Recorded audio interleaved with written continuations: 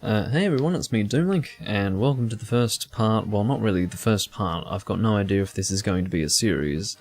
Ethan and I are just playing Mario Kart 8 Deluxe. We usually do this, but not live. It is being recorded. I have uploaded one video in the past with us playing together, which was rather entertaining. I believe it was entitled Doomlink is a Sweaty Rat in Mario Kart. And I have entitled this live stream, let's see, Ethan and the Dirty Rat play Mario Kart 8 Deluxe live. So, yeah, it's intended to be a continuation of that. So, we'll see what happens.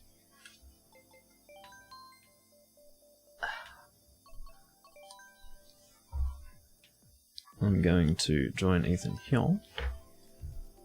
I think I need a new Pro Controller, man. I'm drifting hard right. Really? Yeah.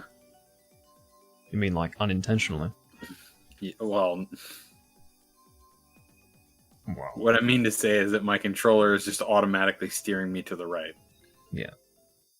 Well, that's a problem. Which is not, it's not a huge deal, but it was noticeable when I first started the race. I was like, holy crap. That's probably why I don't get first place every time, honestly. That would be exactly why. There's no other possible reason. Well, can you think of any other reason? Because No. I certainly can. Hello, number 7. Good to see you. Oh, goodness. And Daniel's here this thing still. is- I swear to God. Absolutely. You know, Daniel's king. He fucking watched 5 hours of my Twilight Princess live stream, and here he is watching the fucking Mario Kart after stream. Yeah, this is where the party happens at the Mario Kart after stream. Yeah. You know, hide your kids, hide your wife, hide your Well, husband, because we're thing- racing everybody out here. Thing is, aside from 2011 memes, you are currently you are currently being spectated by me, and I would recommend that you play as well as possible. Why? Because any bad decision you make will be recorded forever. I can live with that.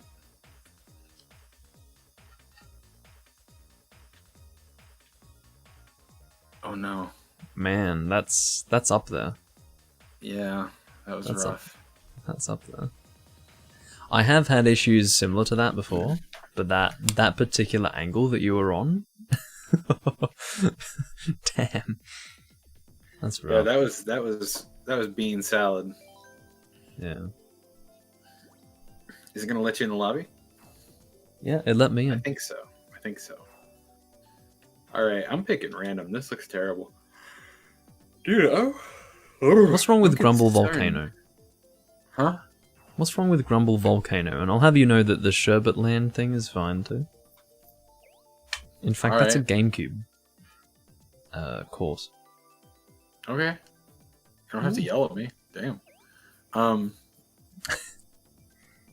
Yeah, this stick drift thing that I just noticed is going to be annoying. Because Do you think that's been there the whole time, or is that like? Well, I just- can't imagine it just showing up today. So every time I've lost to you, that must be exactly what's going on. Yeah, exactly. Because I did use this thing to Smurf in Rocket League for a little bit when I was on my Switch before they did the big merger. And something So was it just is not right. possible. No, I just feel like it's possible that I beat up the joystick on this thing because you know how in Rocket League I'd be using that joystick. Yeah. Did we really have to play Rainbow Road? It's our first This- race together. Can we You- just chill? You know, this is honestly my least favorite fucking track of the whole game. It is just, it's absolute shit. It is actually Dude, designed. it's a fucking closet full of sweaters. That's all it is. It's a fucking, like, okay, unless you know the shortcut, you may as well just fucking go home.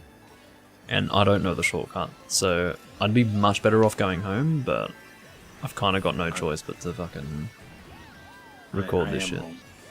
Look, I just got sent off. Like, I didn't even intend for that. I got pushed by someone and got boosted off the fucking edge. Like, there's absolutely Yeah. nothing I could have done. Yeah. This fucking course is Can you actually eat a bag of Sweat dicks? Town. Dude, it is so sweaty. It's disgusting. It's like it's the most humid fucking course ever. It's moist for sure. It's disgusting. Okay, where's the shortcut? Is it here? I don't even care at this point. I just want the shortcut. Okay, it's not here. I got craned. I got craned while looking for the shortcut. Okay, I think it's here. It's here. That's not even a shortcut, man. That's barely a fucking shortcut. Oh, Yet God. people... Yeah, there it is. Red shell in second place. Cool. Fifth. Nice. Love that. And Well, I put myself in 10th by looking for the shortcut, but at least I know where it is now. Wait, you know what I need to know? What wins, Star or Music Box? Star. Really? Music Box wins against everything else except Star, as far as I'm aware. Interesting. The See, idea this of what Star is science that it's... Science is here to answer these questions for us. Yeah. Although... Yeah, fair. I was going to make a stupid point about how scientifically invincibility stars don't exist, but music boxes don't do what they do in this game either, so... Big facts, big facts. I don't You're, quite know you're what my spitting point was truth. going to be. Okay, shortcut time, yeah. And I missed. Waluigi has a lightning bolt in front of me. I'm in 11th, which is exactly what would happen while I'm recording. Sounds about right to me. You're always in 11th. What do you mean? Why are you acting like it's different today?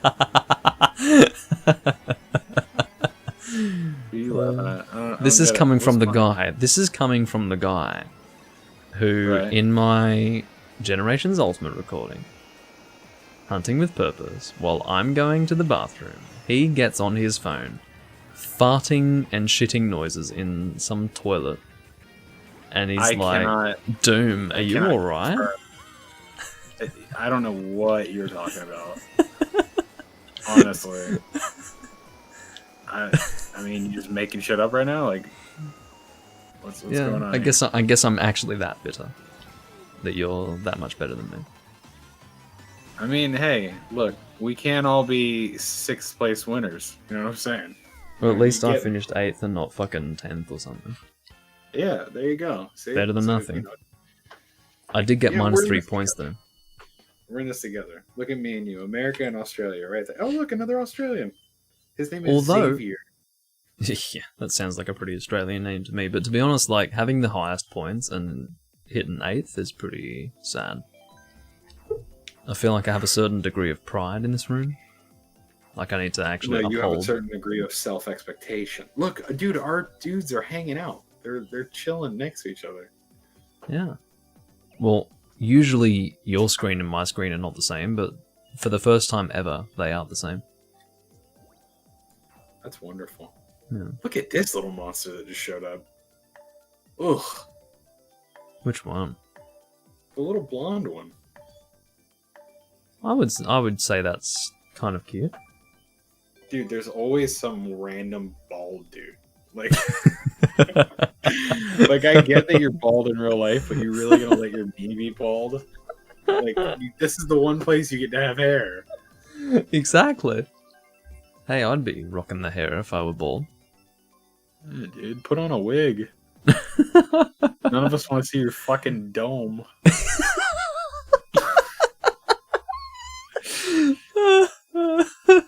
You know, this is the sort of shit I would normally say, and then Ethan would be like, just let them live, man. Just let them make their choice. Like... That's true. I would be saying that stupid shit.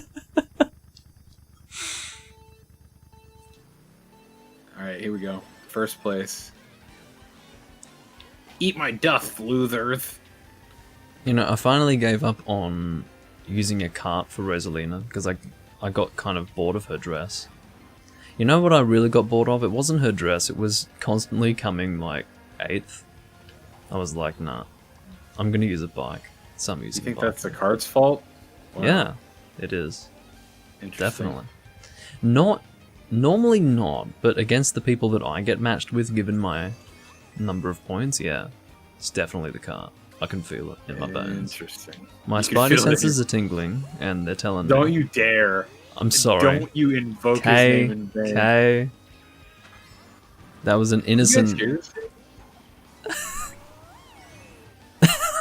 right. Dude, this stick drift is absolutely absurd. So you've got an actual Switch Pro like I'm controller. at my local GameStop. That's how bad this stick drift is. So you've got an actual Pro controller with severe stick drift, is what you're telling me. Severe. I must have really abused this shit. I don't know what I did. Hawk says anyone who doesn't like Rosalina doesn't have a valid opinion. Absolutely. Absolutely. I don't know, it sounds like simping to me. Hello? I don't know if you're simping for Doom or Rosalina, but neither are acceptable. Well, at least I'm not a fictional character. What? So... Yes, you absolutely are. You're fictional as fuck, bro.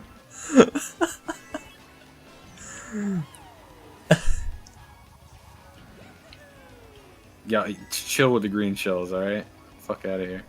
What did I say, man? You're out front. Is that the fucking... I can see a certain Luigi character out in front shitting on everyone. Is that you? Yeah, yeah. I'm slightly disappointed. I'm here with the common fucking the plebeians. dribble, yeah, the rabble. The rabble. That's the word I was looking looking for. The riffraff. Yeah, the rabble was the word I was looking for. Couldn't fucking find it because I was too busy getting fucking raped by my fellow racers. Alright. I just finished 7th, better than 8th. I'm getting one place better each time. Let's go. Yeah, I don't want to listen. Step your shit up is all I'm saying. Well, that's actually a pretty cool looking bike you got there. I'm not gonna lie, it's pretty neat. It's pretty neato. Well, I was actually just going through all the bikes, and I was looking for something that would match Rosalina color-wise, and then I decided that the only thing that would match was the standard bike, and I got sick of the standard bike, so I just went for something totally different color-wise, and then I decided to match everything to that color. And, yeah, seemed to function fairly well. It's a cool-looking bike, and it works well, and it's, yeah. I'm just sick of the car. What was that? How are the stats on it? No idea.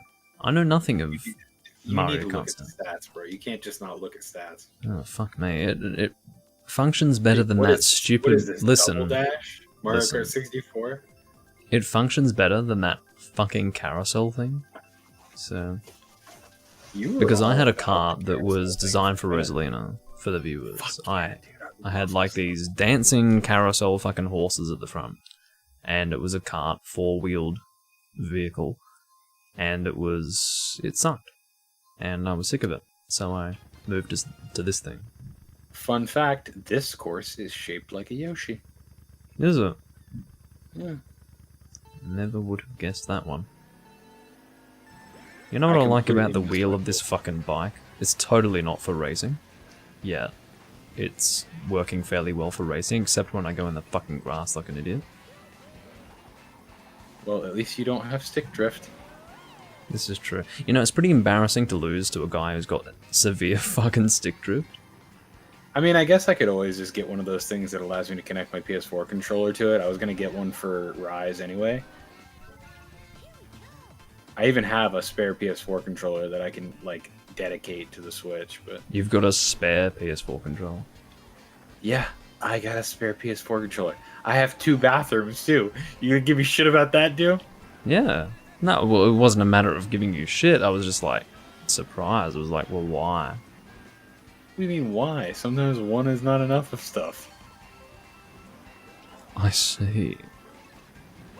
In this case, the reason is because I bought a second one for enhanced performance in Rocket League, and one of them is my old one. And I didn't want to explain that, which is why I was getting all uppity about you saying some shit about it. Because I knew the moment I mentioned Rocket League, you'd be like, oh. Oh, well, that. For Rocket League. He wants a beautiful bookmark on his obsession. You know me better than that. I wouldn't judge you for your Rocket League obsession. Well, yeah. I mean, you do a little bit. Only because of what it is, not The fact that you're obsessed. Well, mostly because I won't leave you alone about playing it with me. I'd say you're not aggressive about it. I'd say you're pretty fair. So I should be more aggressive. No.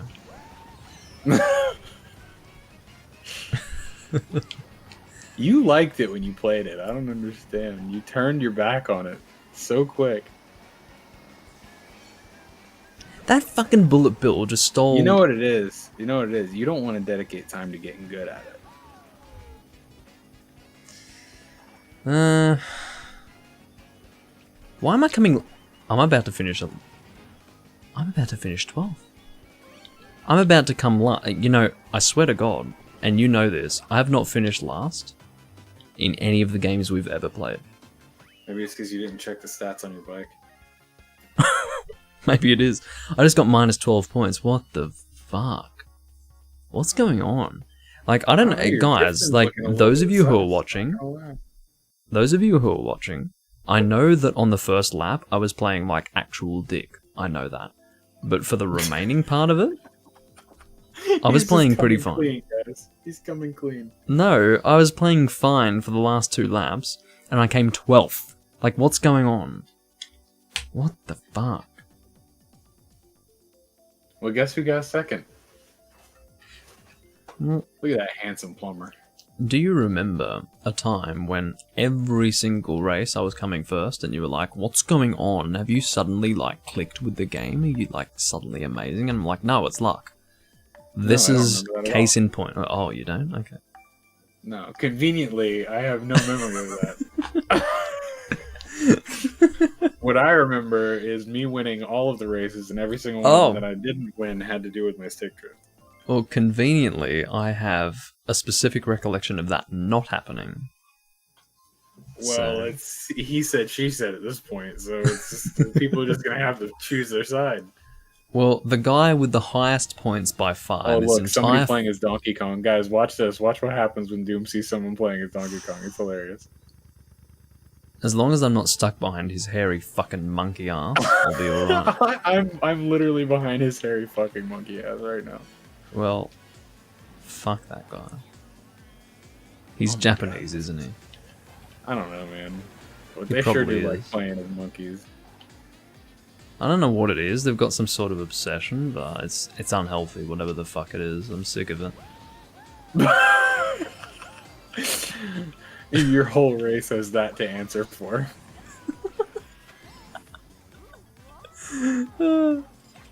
I'm sick. You know what I hate? Okay. Did you drop that bomb? Because you fucked me hardcore with that. No, I didn't. Yeah, you did. No. Shut up. I didn't. You did. Your fucking answer to that question was effectively a yes. So don't even start. Yeah, I dropped the bomb. Why did I even take this fucking alleged shortcut when I didn't even have a boost? Anyway, I can't even remember what I was going to say because I've been left so utterly livid with your fucking behavior. What? I didn't do anything wrong. You're a fucking rat. I knew you'd fucking say it one day. I can't even know. Like, the viewers know. You're a rat. Yeah. In this case, I was, sir. In this case, I was. And I just slipped first place. I got first place right after, like, right before he got blue. Oh, shit. Anyway, what I was going to say... Yeah, I'm getting right from this. The stick drift can't be that fucking bad. You're beating everyone. No, anyway, it's terrible. It's terrible. I don't know, man. It's miserable, dude. I'm having to steer so hard against myself. It's not even funny. I got craned because of my stick drift. Oh, I'm behind that hairy monkey ass. Maybe I'm actually ahead of you, shockingly. Oh yeah, you are. Yeah, you're in 7th, I think. Is that where I am? Fucking guy. This fucking guy. What, are you in 8th? Huh? No. Hello. I'm in 9th. You fucker. Oh wow, I'm so sorry. You're not at all, though, is the thing. No. And honestly, your disingenuous behavior is a little unbecoming. Is it? Yeah. Yep. I'm sorry. I just saw it. I just saw the rarest thing since the blue moon on fucking Friday the 13th with fucking Count Dracula's Resurrection. Wait, did I pull ahead of you? No. It was a Japanese guy falling off the edge. Oh, yeah, whatever. 11th? What the fuck? But you know what? I'm okay, because I beat a guy who was playing as Donkey Kong. He ended up in 12th, so I'm okay. Of course you beat him. Of course you beat him. Get out of town. Come on. This is quite a situation. I'm actually playing really badly. And I knew I had a... You seem to be playing fine. I don't know. Yeah, wait, hold on. Do you have stick drift? No. Oh. I have... Okay, there's a dead zone. Well, hold on. There's a dead zone. Listen to me. There's a dead zone in my PS4 controller. And it's the left analog stick. What would on a compass be northwest is really fucked. So it sounds to me like you might benefit from a second controller. No, I would benefit from a new controller. Well, what are you gonna do with that one? Throw it away? Yeah. You're just gonna throw away a controller when all you have to do is pop it open and clean the sensors, and it's a brand new controller. Is that really all I need to do? Yeah, the only thing that's wrong with it is that the little brass piece that actually does the sensing needs to be realigned. There's tutorials on YouTube for it. It's super easy, barely an inconvenience. Fuck me. You're like those guys saying, "Oh well, okay. Imagine taking your car to a mechanic." Well, I mean, imagine that. You can just Google how to fix everything. Okay, I'm actually going to play really well this time. Go I'm to the not going auto part fucking store, 12. ask them what part you need, and then just go and YouTube how to install it. Quite frankly, I've been playing like a little bitch recently. I didn't want to say anything. Yeah, well, listen to me. You're going to fucking lose to me this time. It's you versus me. Well. You're fucking losing, so hope you're fucking ready for that. And you know the beauty of it? You can say you've got controller drift, and I can't. So, you know what? No matter what, you've won. So, I don't even care. As long as I fucking... Oh. Do you like that? No. Because, apparently, once I declare that I'm going to win, I get all the worst luck in the world. Which is fun. Well, no, that wasn't luck. I aimed a green shell at your face. Oh, it was you, was it? Yeah, put it right into your fucking knuckle. rat. Well, I mean, you were talking a bunch of shit, and I just felt like someone needed to put something in that hole. You know what I'm saying, dude? You get me. Yeah. I guess you're right. I see what's going on. Well, you're the one that... You're coming at me all sorts of backwards, bro. I don't know. I feel like someone started. Oh, do you? Yeah. How exactly did I start it? How did I rev this engine, so to speak? When I said that I've been playing, like whatever I said, you said I didn't want to say anything. It's like, that's fucking Oh, I was kidding, you big baby. I was joking. I didn't even mean that part. I was joking about that.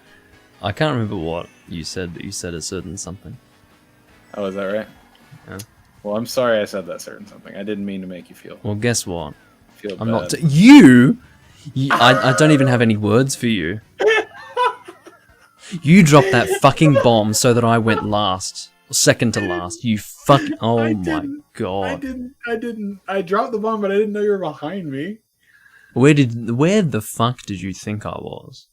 I don't know. You were in like 6th. Okay, listen to me. If you're in 6th, then I'm behind you. And there's 9 people in this fucking race. Where do you think I am?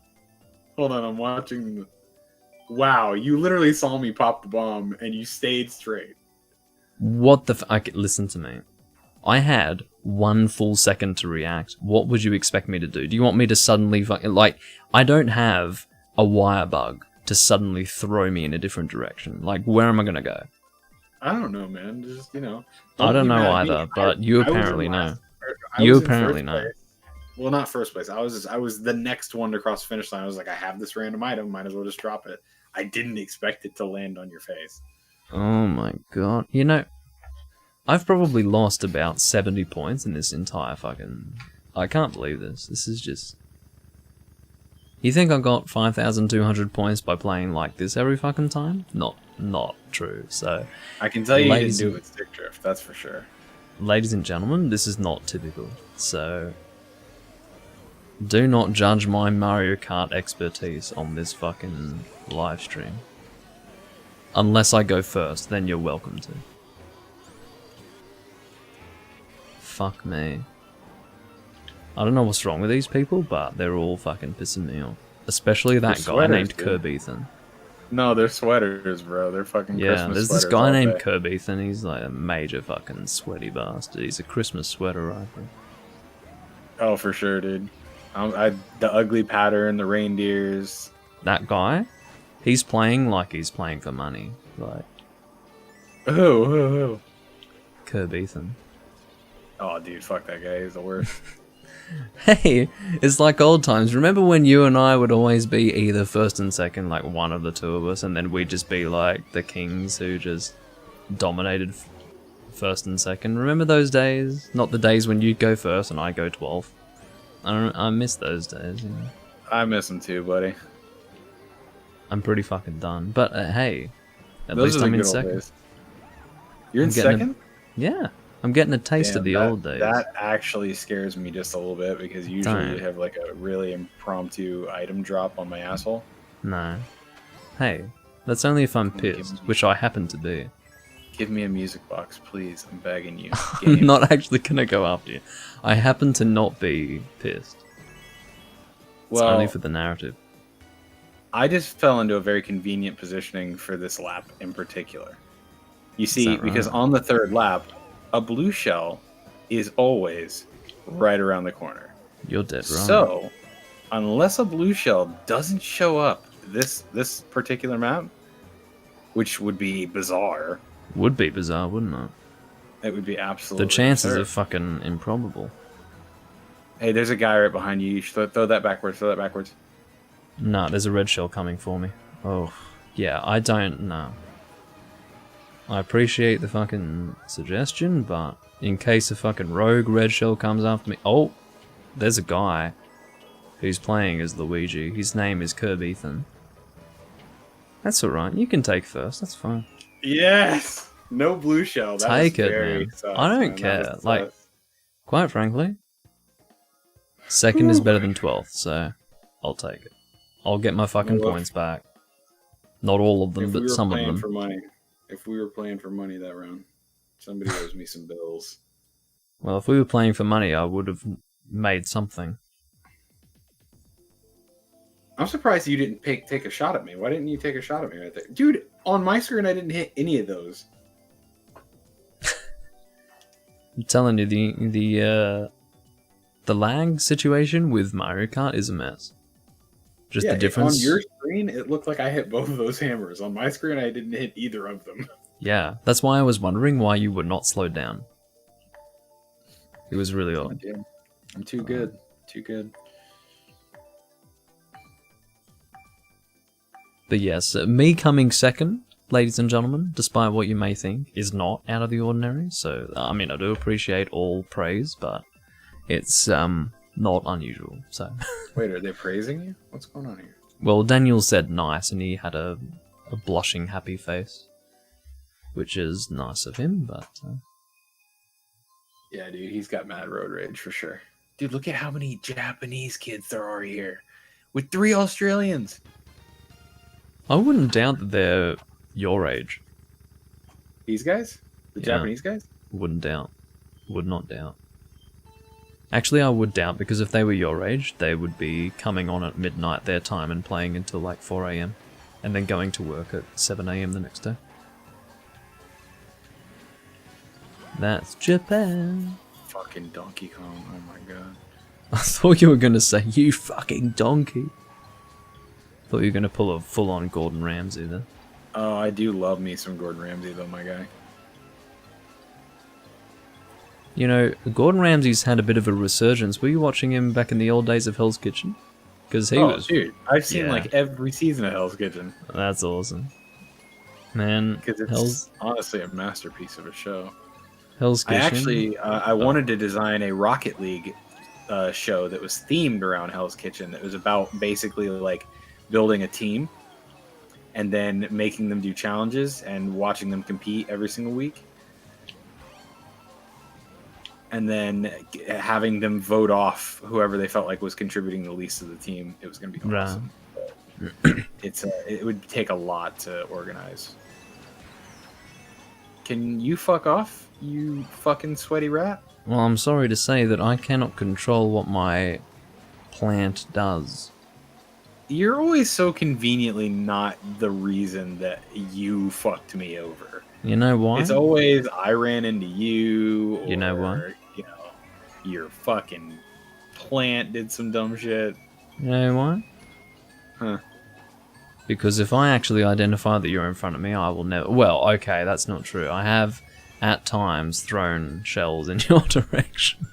Yeah. But usually, unless I'm feeling particularly dastardly, I will not do anything to harm your chances of victory. Do you know why the word dastardly is so perfectly appropriate for this game? Yes, Dick Dastardly. Okay, good. Just making sure. I can't do his laugh. But, not him, but, you know. Pretty good. Muddling, you know. That's pretty good. I can't do it because he does it for so long. Like, he just has this long-running wheeze, and I can't fucking do that. Muttley is a... Whoever did the voice for Muttley is a king. Absolute king. Alright, second place, not bad. Ninth, not bad. You know, third to last. I've had worse in this recording. Damn, you came in behind 2 Donkey Kongs. I'm gonna pretend that you didn't say that because I'm trying to. Listen, I didn't. It wasn't me. I didn't do that to you. Yeah, but I would not have even noticed had you not said it, and now I'm like upset. So, oh yeah, I feel that. That's my bad, bro. Like, there's no. Okay, like, I want a lineup, a real life lineup of every person on planet Earth who plays as Donkey Kong. Okay. I just want to look at them. That's all I want. We can remove them. You were forced by your mother to watch Hell's Kitchen as punishment? That's a fucking nice punishment, man. Yeah, that's a nice punishment. I can't imagine someone framing Hell's Kitchen as some kind of punishment. That's wild. How do you convince somebody of that? You know what I loved about Gordon Ramsay? It was the fact that someone who... Oh, I just blew up at the start. Wow. Anyway, what I loved about him was his insults indicated as if, like, if you fucked up in the kitchen, you were, like, an actively bad person. So, like, he would say, "You're an asshole," or "You're a dickhead," or something like that for making a mistake, which is hilarious to me because if you think about it. Well, sometimes they weren't mistakes. Sometimes they knew they fucked up and they still tried to send it out despite how much money this is true. Guests were spending. That's true. And that's when he would get real mad and say stuff like, "You're a fucking asshole," or like, "You're not communicating, you're sabotaging your team." Like, but he calls people out and he makes people better. Have you ever seen him in his own kitchen? Have you seen Boiling Point, his documentary from 1998? Oh God, yes, I have. Man, he was mean. Like, that's because the thing with Hell's Kitchen is that there's an element of, like, this is the game, this is a bit of fun. Like, you know, he gets in the mood and he plays the character. But in Boiling Point, where he's actually, like, this is his restaurant. He's just opened a new restaurant. He's trying to get his second Michelin star. And everything's on the line. Holy shit. He's angry. Pissed. Like, he's actually, like... You can feel when someone's just throwing out insults to play a character, and when someone's actually, like, saying, "You fucking do the right thing, or you can get out of my face," sort of thing. Like, it's different. So yeah, you can always feel that with Gordon though. He's a special guy. yeah, He's a but very special. Gordon learned from the best. He learned from Marco Pierre White, and the thing with Marco is that you never really got to see on camera him actually fucking break people, but apparently when Gordon was a sous chef to Marco, Marco made him cry, so most of what Gordon learnt was through Marco, from what I understand. Sounds like you made him into a whole ass man. Yeah, a whole ass man. It's very funny because well, I don't know if you recall, but in that Boiling Point documentary, like, Gordon to Marco, like, there was this little scene where Gordon and Marco were fishing, and Gordon's like this little kid. And he's like, it's like a little kid with his father. It was that sort of, like, if you had a very alpha male father and you were the submissive child, that was the interaction between the two of them when they were fishing. It was almost adorable. It was funny. I do have a very alpha male father. I don't. That's not to say he was weak. He was a strong father. Caveman. My father was a strong man, and is a strong man, but he was not an alpha male. Like, I wouldn't fuck with my father. No way. But he was not an alpha male. What does that mean, not an alpha male? If you wouldn't fuck with him, then by definition, he's an alpha male. Not really. He's a gentle person. Well, alpha male does not necessarily mean violent individual. It just means somebody who's comfortable and confident in their own skin. I'd say there are different definitions of that term. Well, and perhaps I would say alpha male is an extreme. Wouldn't you agree? I would say that's an extreme end of the spectrum. I'd say you can be a masculine person, whereas alpha male is like the extreme end of the masculine spectrum.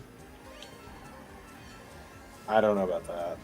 Okay. I've always considered alpha male to just be somebody who's like you can be a small dude and be alpha as fuck just by having your energy, like having your confidence and your comfort level with yourself be like where it needs to be. Wow, the stick drift is honestly it's absurd.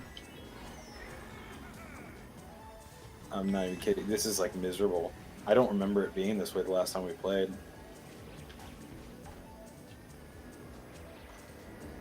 Like, it's hard. It's probably gotten worse recently.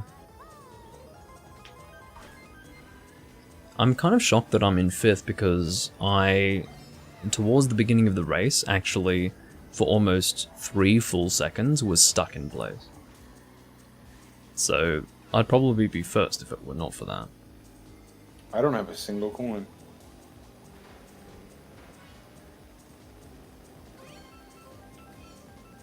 Why are you doing this, controller? Like, what did I do to deserve this? I'm assuming you're not the Luigi in 12th. No, I'm in 10th. Wow, I'm getting fucked by everyone who's passing me. And one of the people who passed me was a hairy Mikey motherfucker who happens to just, out of pure coincidence, be Japanese. Just pure coincidence, nothing more. It just so happens that every fucking Japanese person seems to be playing as Donkey Kong. Don't know why. They like Donkey Kong, I guess. God, this stick drift is absurd. You know what's sickening? I don't know if I have an alternative.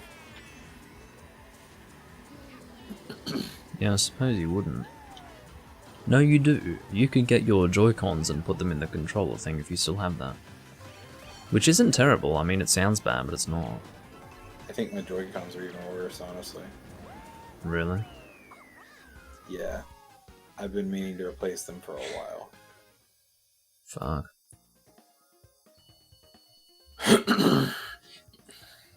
So we've been playing for the last 40 minutes, and I've only now returned to the number of points that I had when we started.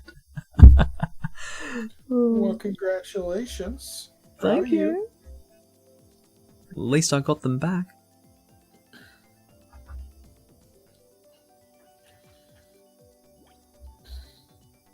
You know what I'm going to do? I'm going to resync my controller. Whatever helps.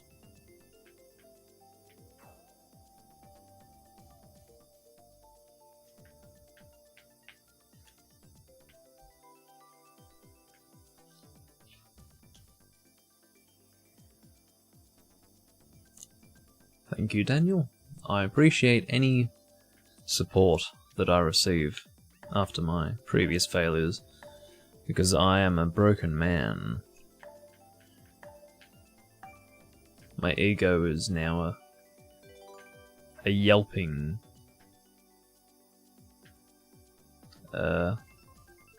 small animal.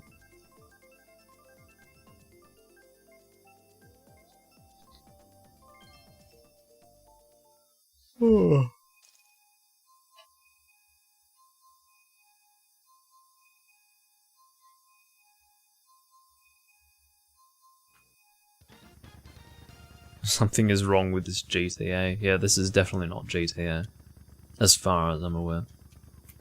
That's interesting. It's acting like there's no stick drift. Because now there is. Hello? Yeah, I don't know. That's very strange. I went and I resynced the controller, and now all of a sudden it's acting fine. Uh-huh. So that proves it's not a physical issue with the controller. That's really interesting. I don't know if you guys saw that, but I was playing perfectly fine and I just happened to get fucked by something. And that was it. I was done. That was the end of my Well, it wasn't me this time, so climb out of my butthole. well, I haven't been in your anus for quite some time. I suppose it's been maybe 15 minutes since I was last in your anus.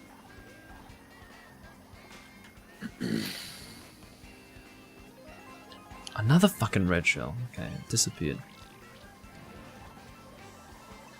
I can't fucking see anything. Back off, you fucking... There's nothing more disgusting. The battle for first right now is absurd. This is crazy. Well, the battle to not be in fucking 6th is pretty disgusting.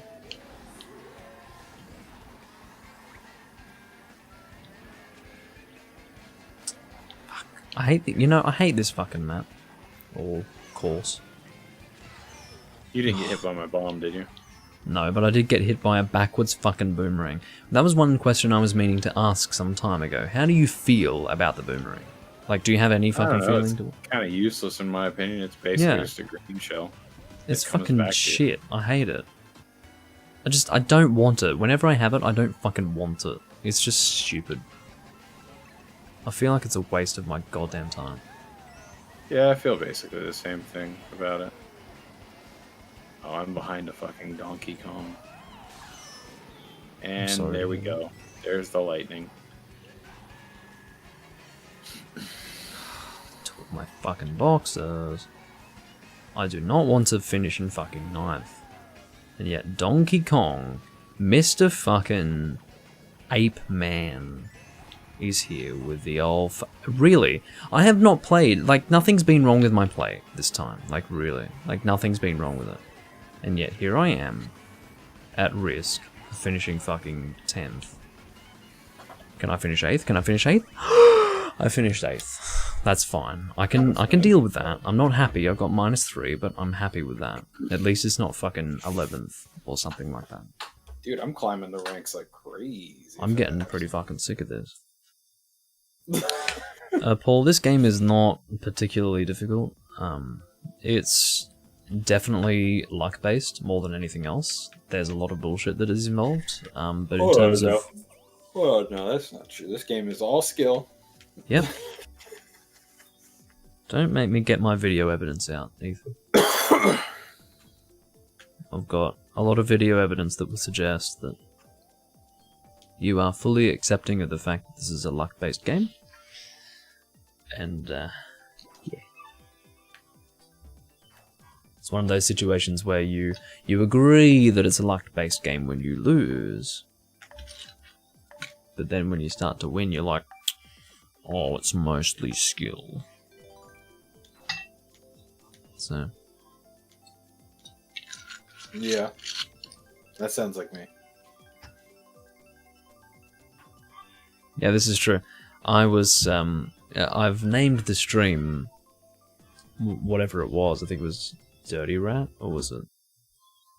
Ethan Yeah, and the Dirty Rat. Mario Kart 8 Deluxe Alive. Yeah. I have not been enough of a dirty rat, admittedly. It was intended to be continuity for the previous compilation release, but yeah, I've been pretty sanitary. Oh shit! But yeah, I've been. Oh, this is this a reverse track? It must be. This has to be. This doesn't feel right. This must be a reverse track. Can't be. Not 150cc. Oh yeah, that's true. Yeah, you can tell from the boxes the question marks are the right way.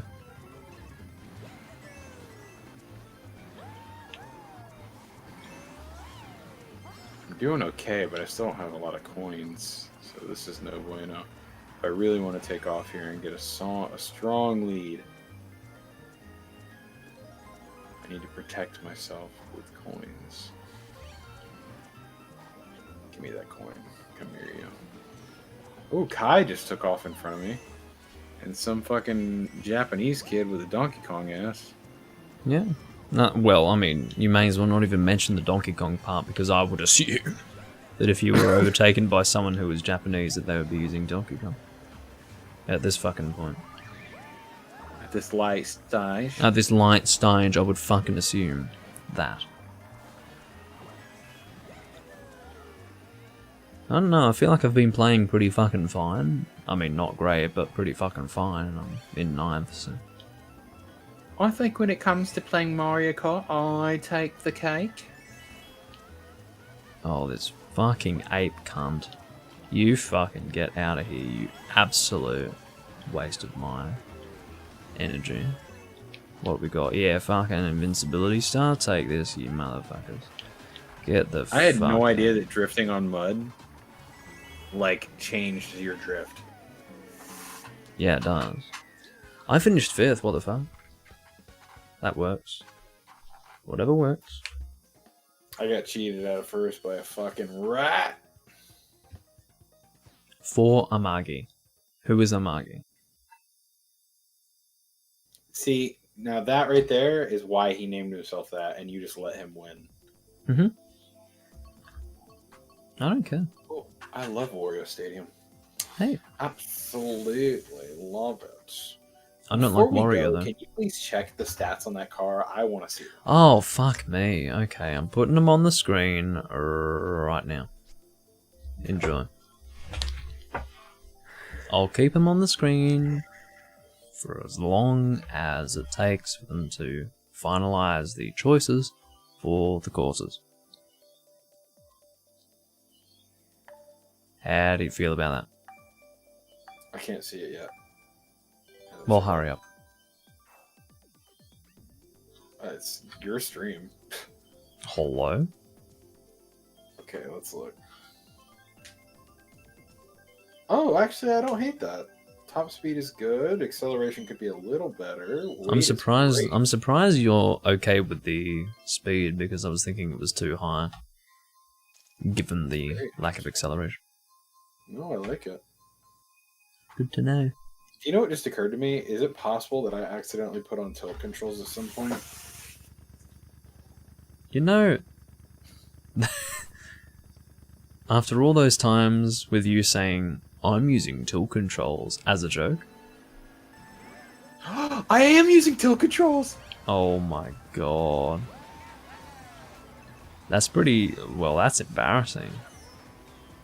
I mean, whatever, I'm still getting like first and second. I guess, but like, that's pretty funny though. Usually Wario Stadium I finish like first or second, so it's you and me, man. We're first and second right now. Yeah. Oh, I had a fucking acceleration period and then it disappeared because I went in the mud. Got a fucking Wario. No worries, Wario. I had stick drift. It's not stick drift, it's fucking motion controls. That's pretty funny. Oh, that was Waluigi, not Wario. Excuse me.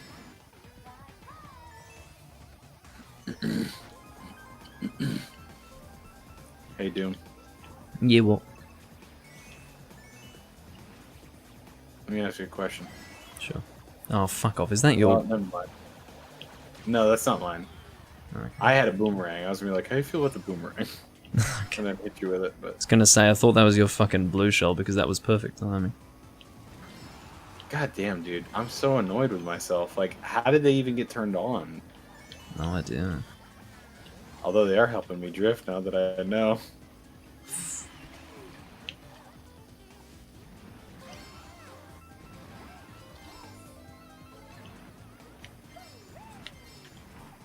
Bro, that's fucking wild. You know what's really wild? This blue shell that a communication error has occurred. Oh no, you're in fucking first with me, man. Well, sort of. Now I guess you're being controlled by an AI. That's a real shame. We'll see what you end up finishing. You're still ahead of me, what the fuck? That's kind of embarrassing. Okay, you managed to get hit by something.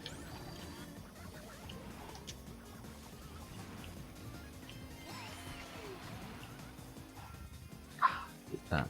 Hate hitting that fucking edge.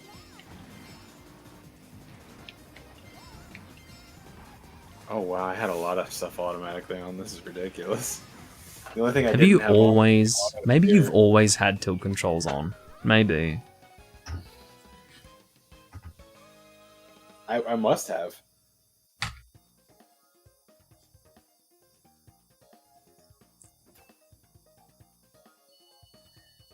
It just showed me you winning.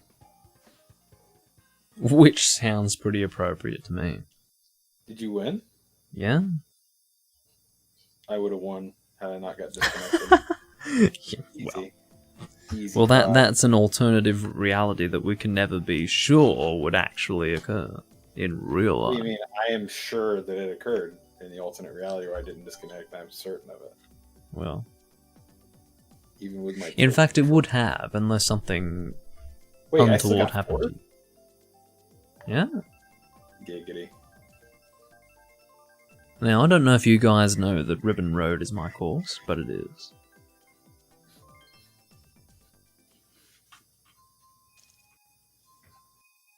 And well, we didn't get Ribbon Road. Well, sounds about right to me. Usually, even when everyone has Ribbon Road fucking selected, no. But I usually do very well on this course too. In fact, I don't recall a time that I've ever come less than third on this course. So, given that I'm live, I'll probably go 12th or something, but still, I usually go very well with this course. Crazy. Oh my god, the control. Is it better or is it worse? Like, what's going on? It's insanely, like, it's so much better. You poor boy. What have you done to yourself? You've been... Okay, ladies and gentlemen, Ethan, this whole fucking time, has been using tilt controls, and he didn't even know. And he thought the game was just, like, unresponsive or something. Oh, Ethan. What can I say? expect some pretty fucking, like, incredible play from you, to be honest. I mean, I'll do Maybe my you play best. better with tilt controls. I don't think so.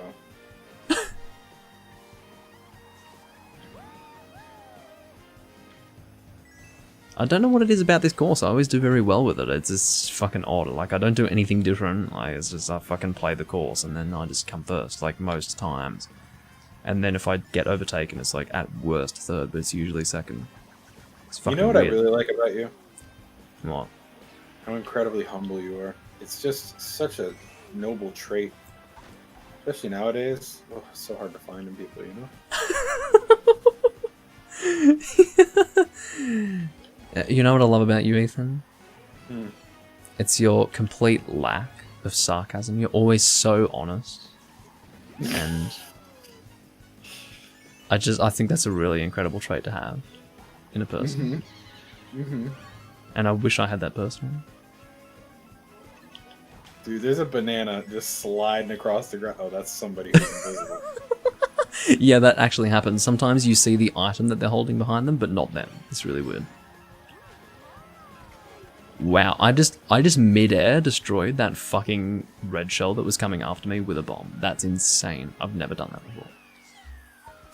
First on this course, could have fucking called that one. Suck me off, you motherfuckers.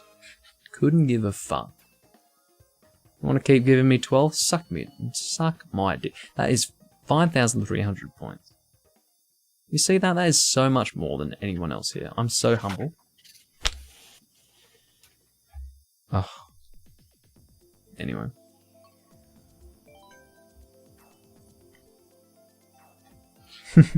Hawk is a straight Rosalina simp. Big facts, yeah. That's fine. You know what, Hawk? But there is video evidence of me coming first that whole fucking race. Untouchable, undisputed fucking king of that particular course. And I don't even understand why. Because I don't do anything different in that course than any other course, but for some reason I always come first. Like, I don't even have a particularly good drift, because in my opinion, you don't need a good drift to succeed in that fucking course. You drift the car, and it's done. It's just not hard. But you just, I don't know. When's the Mario Kart tournament? I just win, you know? it's weird. I'm saying for a specific course, Ethan. Not for all courses. Just one specific course. You're right, let me amend that. I just win on this like one specific course. I don't know, it's crazy. Well, actually, there's more than one. I usually win on Ribbon Road, too. Not from my memory. Oh. I'm sorry that your memory is so fucking... Yeah, what are these toads do? Well, one of them's jumping on an axis that should not be possible given the existence of gravity. No, the thing is that you didn't catch is that we're already like we were looking vertical. They were standing. We're on a tree. Oh.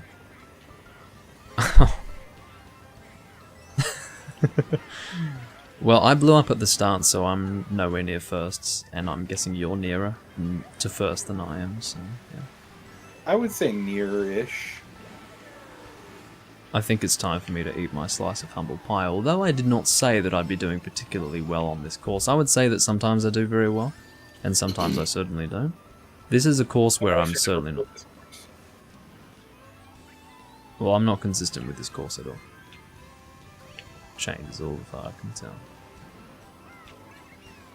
Sometimes I do well, sometimes I don't. Ethan, are we moving to Japan one day? One day, man. One day. We're gonna move over there. We're gonna start our own Yakuza.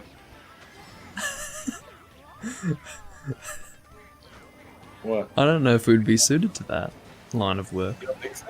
Dude, No. we'd be great at it. You might be. I might be your wacky sidekick, but...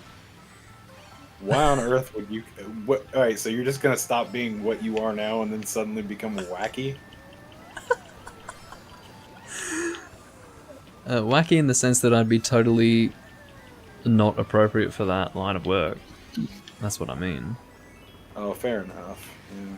Like, I can see That you is switching on, kinda like, wacky, the yeah. psycho mode for, like, out of necessity, but... Although I can do that. Having said that. Okay, where's my fucking bullet I've watched a lot bill? of anime where a Yakuza guy shows up, and I can do the whole staring down at you while my chin is pointed up thing really well. The scary thing is, like... Japanese people are pretty soft and calm, but, like, once you get the guy who's actually really aggressive and, like, dangerous, you don't want to fuck with him. Like, it's really odd, but... It's scary, isn't it? Those guys are fucking... Wow. 12th guys. First one race. 12th next. Can we all just touch on that for a brief moment? Bro, you know what it is? You're probably on tilt controls. I don't think that's even possible. But I know I'm didn't not, either. anyway. I didn't either, bro.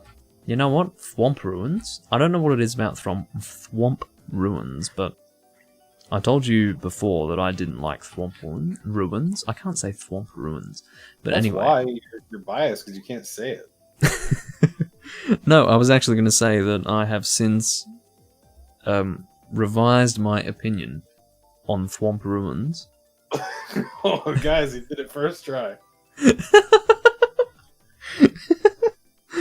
And I actually enjoy it because I did well my last 2 or 3 runs of Thwomp Ruins. So I don't know. I don't really fuck with Thwomp Ruins personally. Because I think that they represent this game, and I don't like this game as compared to Double Dash.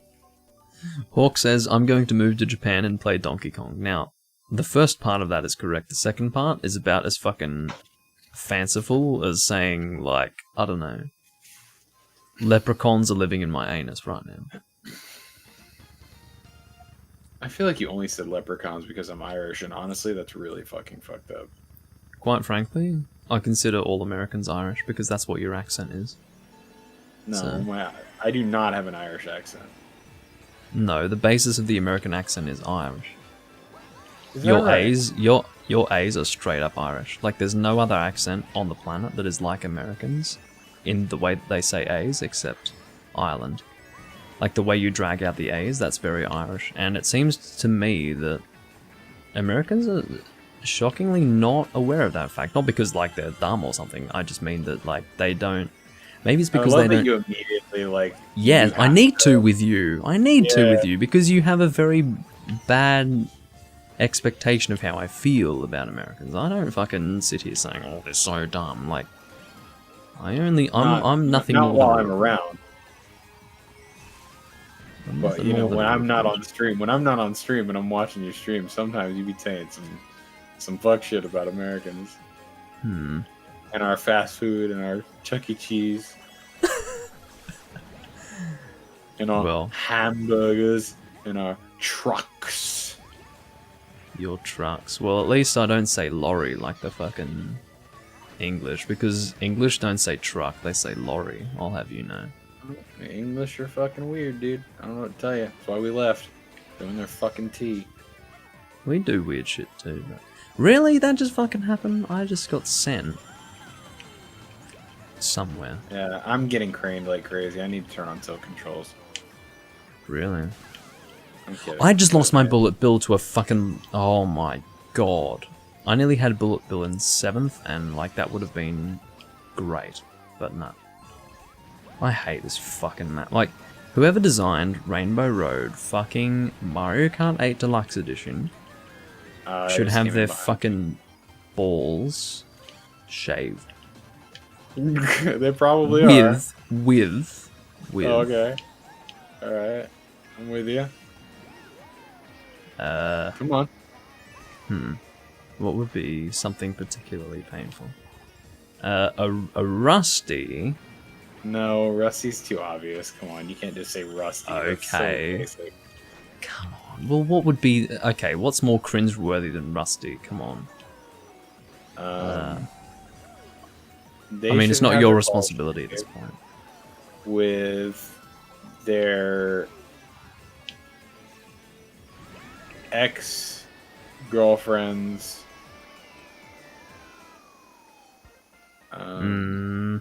Hairbrush? No. Hold on, let me think. It's gotta be a good one. I'll just leave it with you, because Oh, I've you know given up what? already. You know what? I know what it is. Sure. What they should do is they should have their balls shaved by a razor that was made by melting down used hypodermic needles. Ooh, Yeah. that's And nice. when I say used hypodermic needles, I mean from those, you know, the ones. Yeah. ones that hang Yeah. forever. Yeah. And they were taught to share in kindergarten.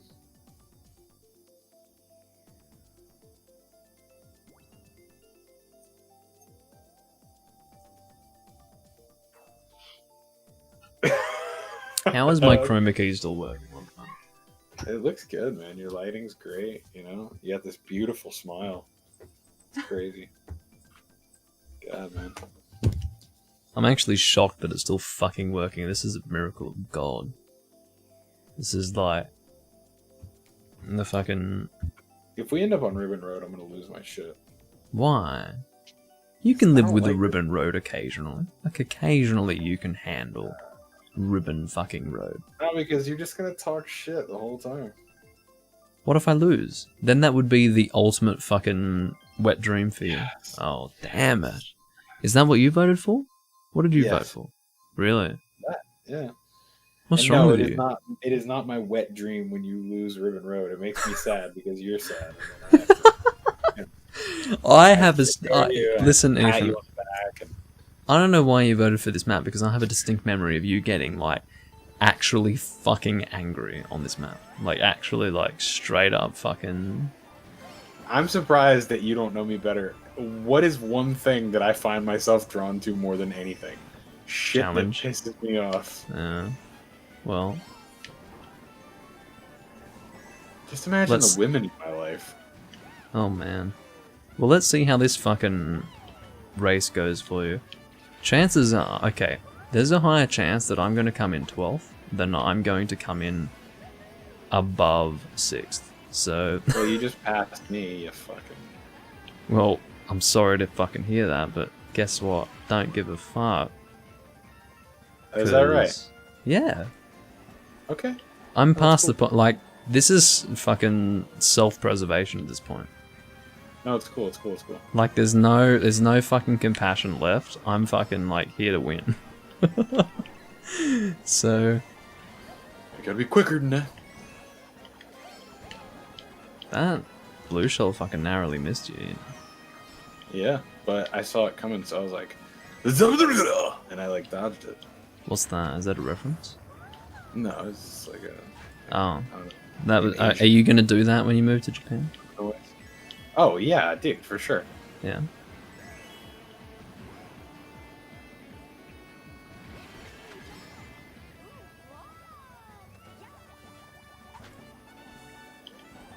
Sounds good. No, I look, moving to Japan is not going to be like a thing that will happen soon, but it has to happen eventually in my life. Like, I have to eventually go there and live there. Oh, I just got craned in 4th. Fuck me. I was doing well. Like, I mean, 4th is not great, but fuck, it's good for me these days. Like, in this fucking recording, that's pretty good. That's... I'm getting, like, hard stuck 2nd. This guy is, like, way ahead. Fucking Donkey Kong motherfucker. Damn. You know, the best situation I have come to realize is having an invincibility star and there's lightning. Like, that's fucking good. Oh, shit. I almost got hit by that. Oh, baby. I'm gonna come maybe 2nd. We'll see what happens. It's you versus me, man. Just knocked me off the fucking I'm sorry. look, son of a bitch. I don't know what to say. Thanks. That Appreciate that 6th place, dickhead. You fucking rat.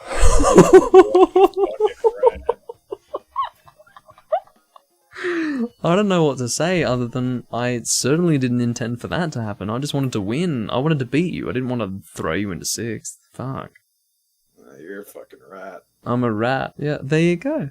Ladies and gentlemen, the live stream title. You legit boosted me off the level, you fucking rat. Yes, Paul, that is correct. The Japanese hate it when you do impressions of them. Absolutely. Oh, Mario Circuit is another map that I usually do well with. Or course. Let's stop saying map. This is not a fucking first-person shooter. Oh, you're so particular.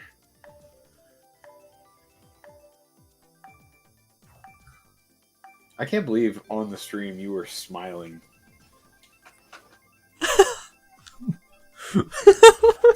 Fucking rat. Well, I'm sorry, but... Dude, you know what? Hey, do you need a towel, by the way? No, I'm actually, like, if you want video evidence, I'm actually pretty, like, not sweaty right now. You sure? Because you're looking awfully moist right now, I'm not gonna lie. Well, to be honest, like, the light shining on me might give that impression, but I'm actually pretty, like, dry. Yeah, you're not looking... Feeling pretty, like, I've got a jacket on, and I'm not, like, particularly warm. Like, I'm feeling pretty normal, so... Yeah. given that. Dude, Oh, that fucking banana. fuck You know me what? over You time. want to know something? You want to know something? You fucking No. know when you're playing again. No, listen to me, because I you're don't gonna wanna know. you listen to me.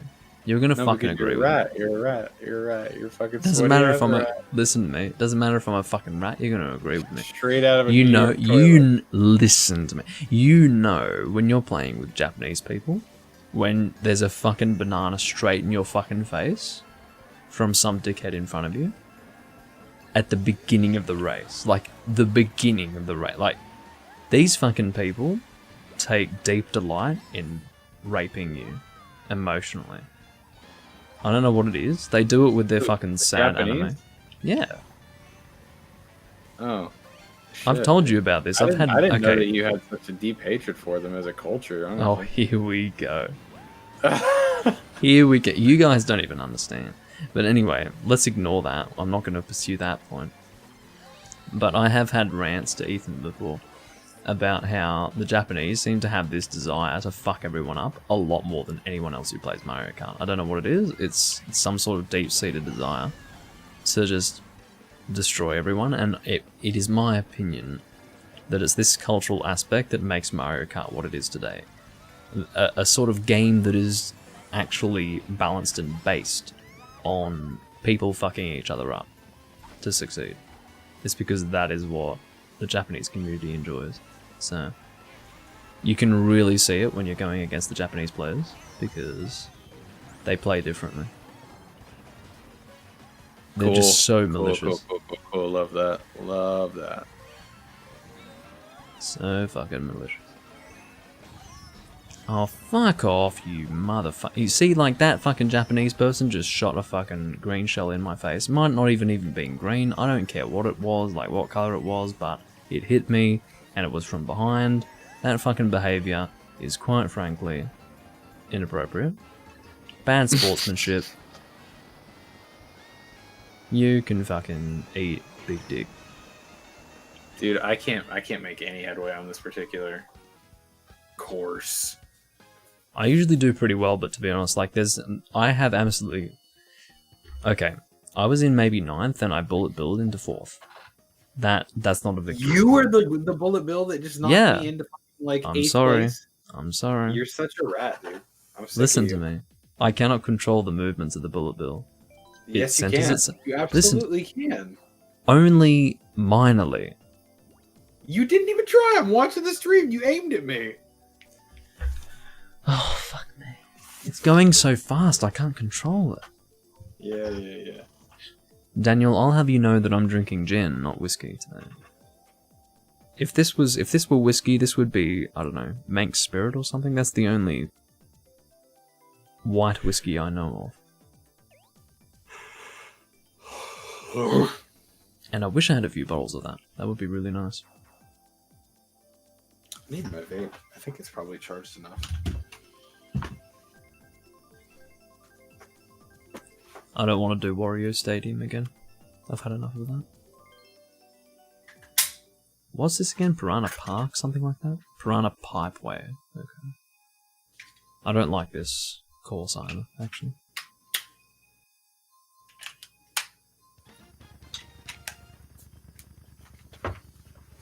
I'm upset. On a scale So of 1 to upset. 10, how upset are you? 8th. How am I blowing up at the start? I think it's my perception of time. I think my perception of time Your is tilt fucked. controls, man.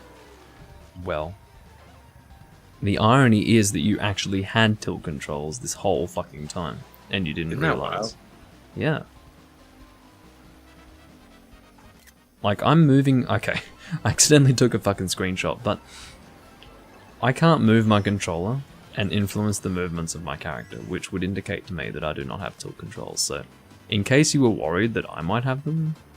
No, I was kidding. Like, I'm only saying that because it's like a funny joke. Like, haha, it's recurring. And he falls off the level. Let's go.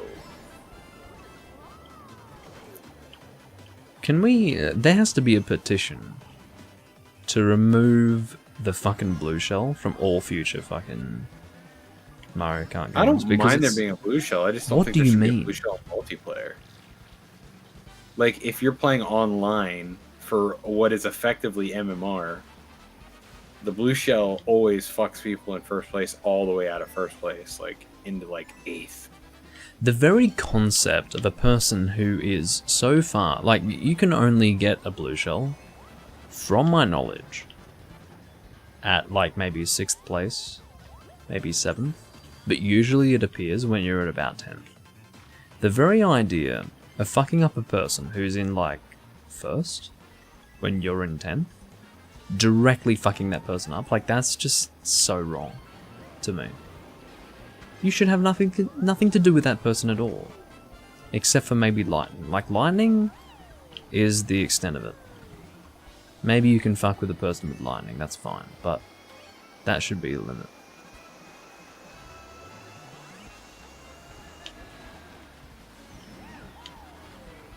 Oh my goodness. Oh, almost went too fucking fast. For my own good. I just lost my multi-use mushroom. I did too, and it was because I ended up, my drift went the wrong direction, and I ended up drifting into a wall instead of onto the course. And I actually had to back up. That does happen sometimes, yeah, but I would say that, like, drifts usually... I'm about to bullet bill. Oh, 2 of us got bullet bill. We're about to fuck that guy. I would have ended up in 5th had that guy in front of me not gotten a bullet bill, but... I'm gonna be honest with you, man. This game just needs to be more like Double Dash. Double Dash was perfect. Why they changed it is beyond me. I don't understand, and I don't like it.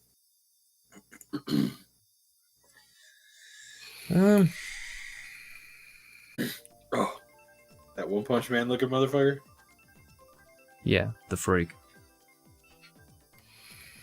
I'll have you know his name is Saitama, which is also a place in Japan. Neat. Mm-hmm. I like the one with the little closed eyes. She's cute.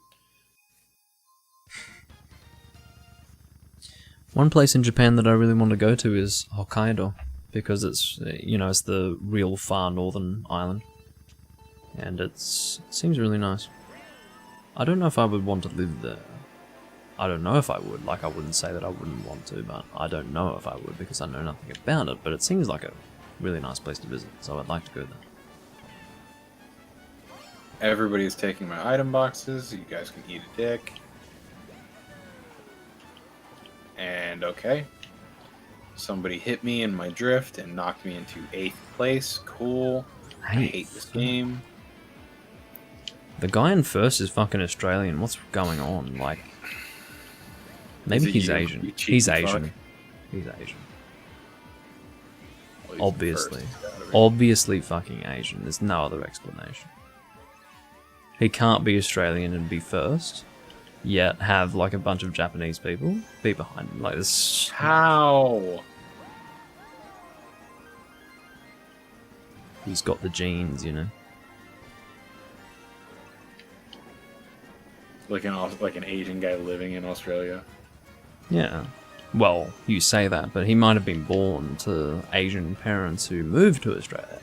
My point being that, you know, he's got the genes. What? Who cares what kind of pants he's wearing? Uh-oh. Oh shit.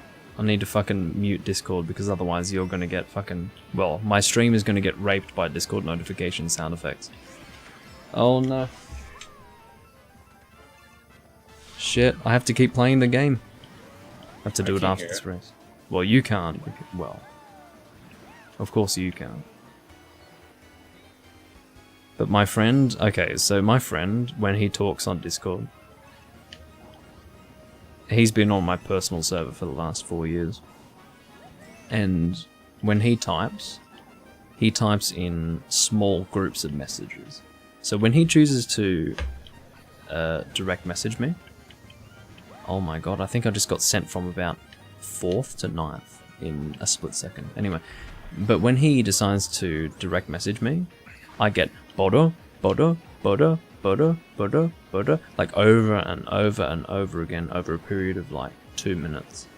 When he could have just sent me maybe 2 messages. It's fucking depressing. Oh, you know what you and I have not discovered? Discovered. Do you know what you and I have not discussed so far? What's that? Like, we have not even said a word about this. Okay. We have not discussed the US election whatsoever. Like, no word has been said. Should we? How do you feel about it? I'm ready for it to be over. It's kind of over, but I guess it's not truly, is it? Are you asking how I feel about who won? Not really. I guess more like your general feeling about it. Dread. That's fair. But only because of how divisive how separated the two sides are. Like, they're so like their beliefs, both sides right now. Like, nobody's in the middle anymore. Everyone's either like far right or far left, and they hate each other. Like, they both think the other is evil. Nobody knows what's actually going on. It's nuts. My personal Discord server was in a large, organized fashion, cheering for civil war in America. But do you think that they're European? You have to expect that. But because never once have I been sitting at home thinking, man, you know what I'd love today? If Europe would have a fucking civil war, douchebags. But do you feel that there is such a risk? Now I hope they do. Hope you guys get into a nice, big, bloody, ugly civil war. Do you feel that there is such a risk, or is... No, I don't. No. Not at all. I think we've learned from our mistakes when it comes to that. Like, at the end of the day, we might not all agree on everything, but we're all Americans. Right. That is what it is, you know? One thing that I'd like to say about that, and I'll be very, very honest, there are aspects of your culture that I really don't like. However, I love you guys. I really do. Yeah. Sure, I think you guys are just such nice people. Because there are many, many, many cultures on this earth that are not inherently lovely. And you guys are inherently lovely. And it depends on what part of the country you're in. Does, definitely. But you're a big fucking country. And I would say that, for the most part, culturally, you guys are really just nice. So, I want nothing more than the best for you guys. Like, I don't want you to be culturally, like, sent in the wrong direction. I want you guys to be... Because, at the end of the day, the scenario in which, like, whatever scenario your country finds itself in will influence the cultural feeling. Like, the generations of people that are born under unfortunate circumstances will influence those generations of people, so I want the best for you. So, well, the problem that we're having right now, and it's a really ugly problem, is that there's two big ideological differences in the country, and like, it's weird because both sides think that the other is deeply immoral, and neither one of them is like objectively right over the other. Like, both of them have some good ideas, which is why they should meet in the middle, but it's they legit never will. They hate each other because they both think the other is immoral. Yeah. And both of them are at their farthest reaches on either side. Like, to the far left, incredibly immoral, and to the far right, incredibly immoral. there's like, and those are the only voices that we hear these days, are these like extreme cases of like left or right. It's just so fucking annoying because you're just. I suppose it's a case of the person who is loudest is who is heard, and then when you've got loud people on each side. The big thing I'm tired of is people from my generation acting like victims. Like, none of you are fucking victims. Grow up, take responsibility for your actions, take responsibility for your successes and your failures, stop blaming other people. We all have to share the world, like, fucking deal with it. And honestly, just because someone disagrees with you on something does not make them a bad person. Yeah. I had one of my very, very, very close friends text me the day of the election and ask, "Did you vote for Trump?" And I was like, first of all, that's none of your fucking business. Second of all, why are you asking? So you can just write me out of your life if I voted differently than you? Yeah. And she said yes. Well. And I was like, all right, cool. Like, that's an easy decision for you, because it's like you don't need someone who's going to behave like that in your life anyway. So yeah, no, like if your tribalism is that extreme, like I don't need you in my life, honestly. Yeah. Like I'm sick of it. Like people are allowed to disagree with you without being bad people. Yep.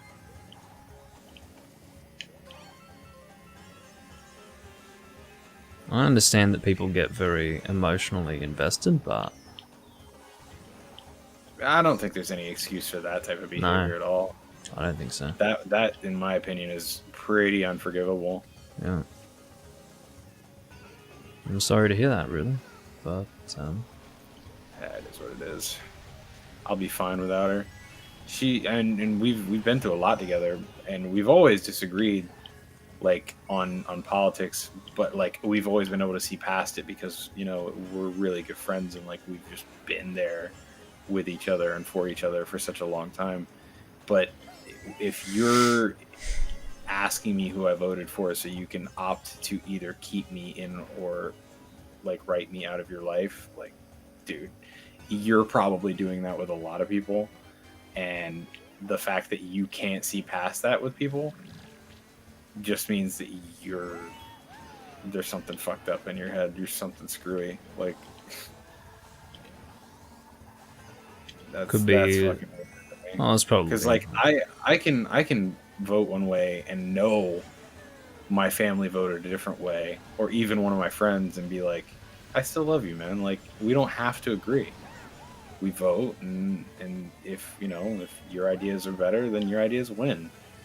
Period. Like, that's it. Like, more people like your ideas than like mine. I'll live with those consequences. That's kind of the country we signed up for. So it is what it is. I don't think that you're a bad person because you disagree with me.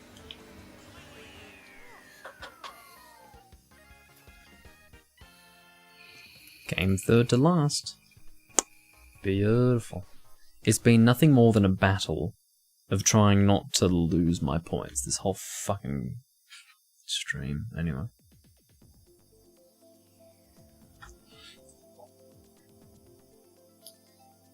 And yeah, in the stream, Paul, who is the Russian guy. I'm reading it right now. Yeah. So you can imagine in Russia with Putin, it's quite an extreme situation. But I have actually heard that he will be stepping down in 2021 due to what I understand as being Parkinson's disease, which is unfortunate for him, but I don't know how I feel about him because there's a lot of evidence and I don't know how much this has been covered up in Russia or how Paul would feel about this, but from what I understand there are a lot of links to aggressive retaliation to any person who speaks out against Putin and those associated with him. More specifically, poisoning. Like KGB level fucking poisoning of people who speak out against him and the things that he does. So there's a lot of scenarios in which that is like fairly clearly documented. Like the sort of situation where you would have like all You mean the like evidence. Stalin-esque? What was that? Stalin-esque, where like he would just like write you out of existence if you disagreed with him politically. Pretty much. Like if you had any level of influence, even if you fled the country, he would get someone who was in his sphere of influence to basically poison you, and that's been happening for the last 20 years to many people. And I mean, like I buy that. the idea being that if you had influence over the voting population of Russia, even if you had left the country, you would be punished for your insolence, effectively. And the idea is that that has been likely covered up heavily in Russia for the reason that he's the fucking incumbent ruler of Russia. But the thing is, like, that's not acceptable. It doesn't matter for what reason. It doesn't matter if it's for the greater good. No matter what your delusion may be, death of people who want nothing more than the best for the Russian people is not the answer that will see the Russian peoples succeed or be better off or anything like that. So it's a real shame. And, you know, these cases are the sort of cases where evidence is compiled much like a regular criminal case would be. And you, in a regular criminal case, you would see such evidence and say, well, clearly this would point to a guilty verdict as far as, you know, inculpatory evidence for the person who is being accused of the crimes. But it's not actually ever brought to any court of law in Russia, obviously, because he has all the power. So it's a real shame. And fortunately, a country like America is not in that way. They're not quite so deluded that they can allow something like that to occur. They have their issues, but yeah, there's some serious issues. There's some serious issues, but they're not to that level. So I don't know. I just wish that people could see past, like, what other people believe. Like, I don't think that other people's opinions in the long run are that powerful. They are powerful to an extent, but I think it should be okay for someone to disagree with you and still be a good person, still be your friend. Like, it's not the most important part of who they are. That one thing that they disagree with you on. Like, well, definitely. It's not that important. And people nowadays, they can't stand it. Like, if you disagree with them on one thing, they'll completely write you out, or they'll try and get you canceled, or they'll, you know, block you on Facebook. And it's like, it's mind-blowing to me. Yeah. It's ridiculous. Well, like, I think I disagree with most of what people on my Facebook post, but I don't block anybody. I don't remove anybody from my friends list, because at the end of the day, like, I have two options. I can either block them. Well, three options, actually. I can block them, I can comment back starting a fight that nobody wins, or I can just ignore it and just go about my day. And then if the conversation ever comes up in person, I can give them my perspective in a way that I know I can deliver it appropriately, because I can be pretty persuasive, and especially when it comes to articulating my points about morality and stuff like that, like, I'm pretty good at getting that stuff across in a way that you cannot do with text. Yeah. You just can't. And at the end of the day, nobody really wants to change their mind. Nobody's in, like, the state of mind to have their mind changed. Like, it's just fucking... Yeah. We're in the ugliest part of history right now. It is. It's a very... Yeah. It's a very volatile part of history where constantly shifting perceptions of what's actually going on. Like, it's almost as if no one really knows what's happening, and constantly that viewpoint and the media is doesn't being... help, because they lie constantly to sell Yes. sell news, and it's I think that's probably the root of the issue. It's the disingenuous media, and no one really knows how to look past that. There are those who are... No, they don't want to. They hear something that like suits their agenda or what they want to believe, and they just like buy into it hook, line, and sinker. And because people know what they want to hear, they just say what they want to hear. They'll tell you some half truth that kind of lines up with what you already believed, and then you're there. You've gotten to the point where you don't have to think anymore. You can just say, okay, I don't like X, or I don't like X person because of Y, and the Y is usually some bullshit that was spun by the media.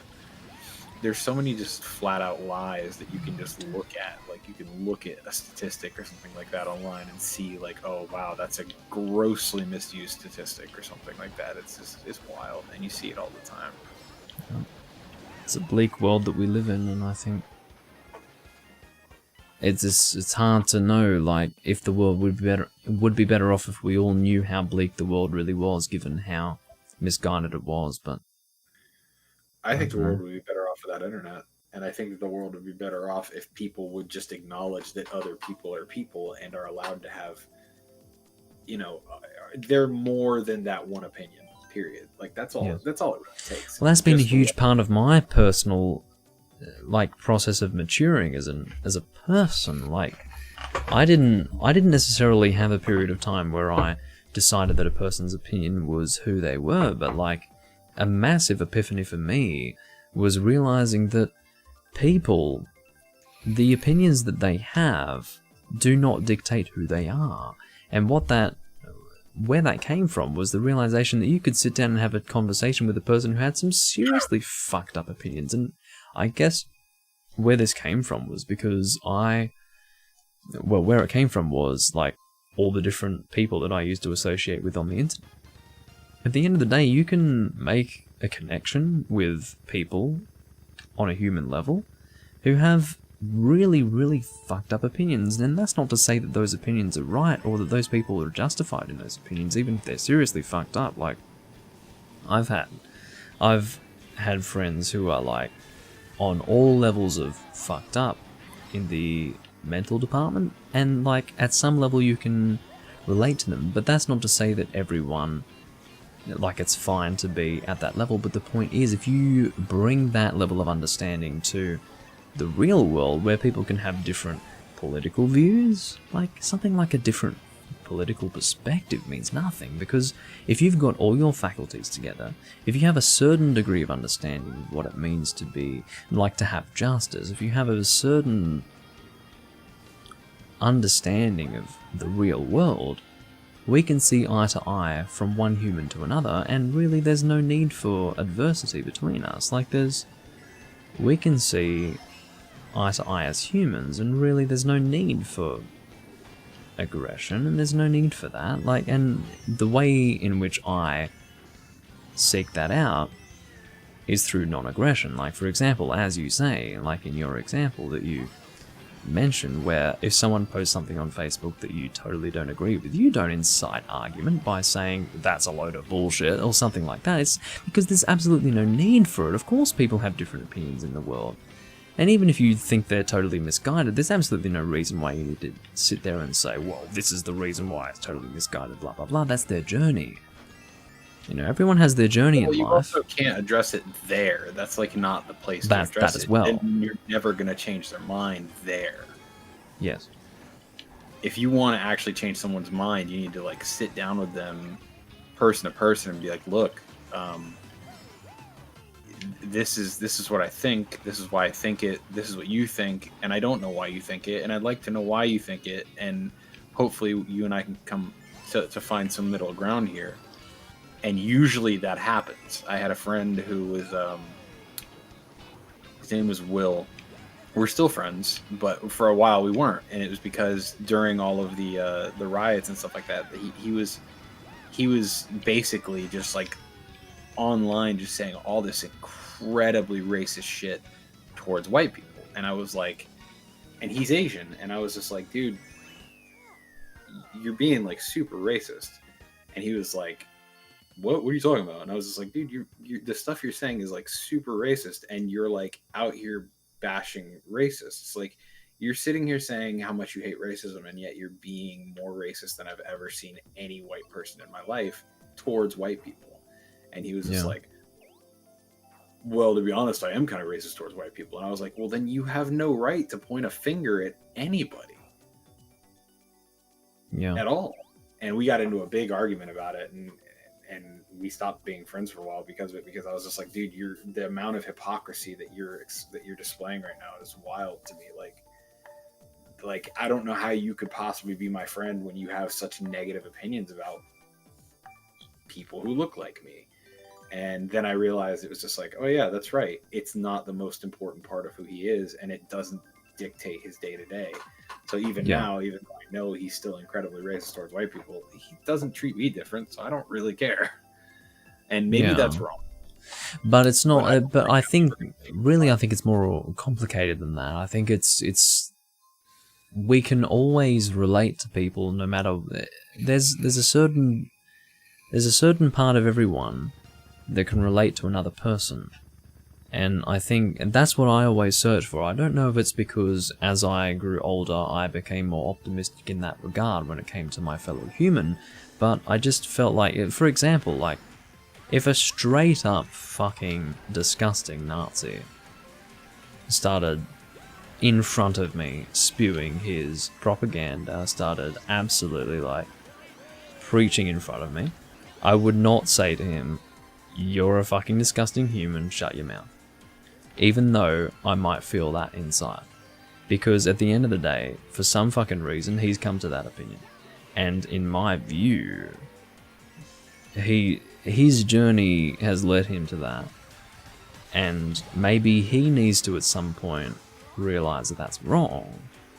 But I don't know if I'm the right person to do that. And if I'm not sure whether or not I'm the right person to do that, I'm not going to suddenly start taking that on board as some sort of duty of mine to say, you know what, that's fucking wrong. Because I think it's a really good point when you say, like, well, if I can't convince this person, then what's the point of even engaging in conversation with that topic of conversation? It's like, I just don't bother. And I actually, like, not only that, but I don't actually feel, I don't dislike the person any less. Like, if I can personally relate to them to a certain degree,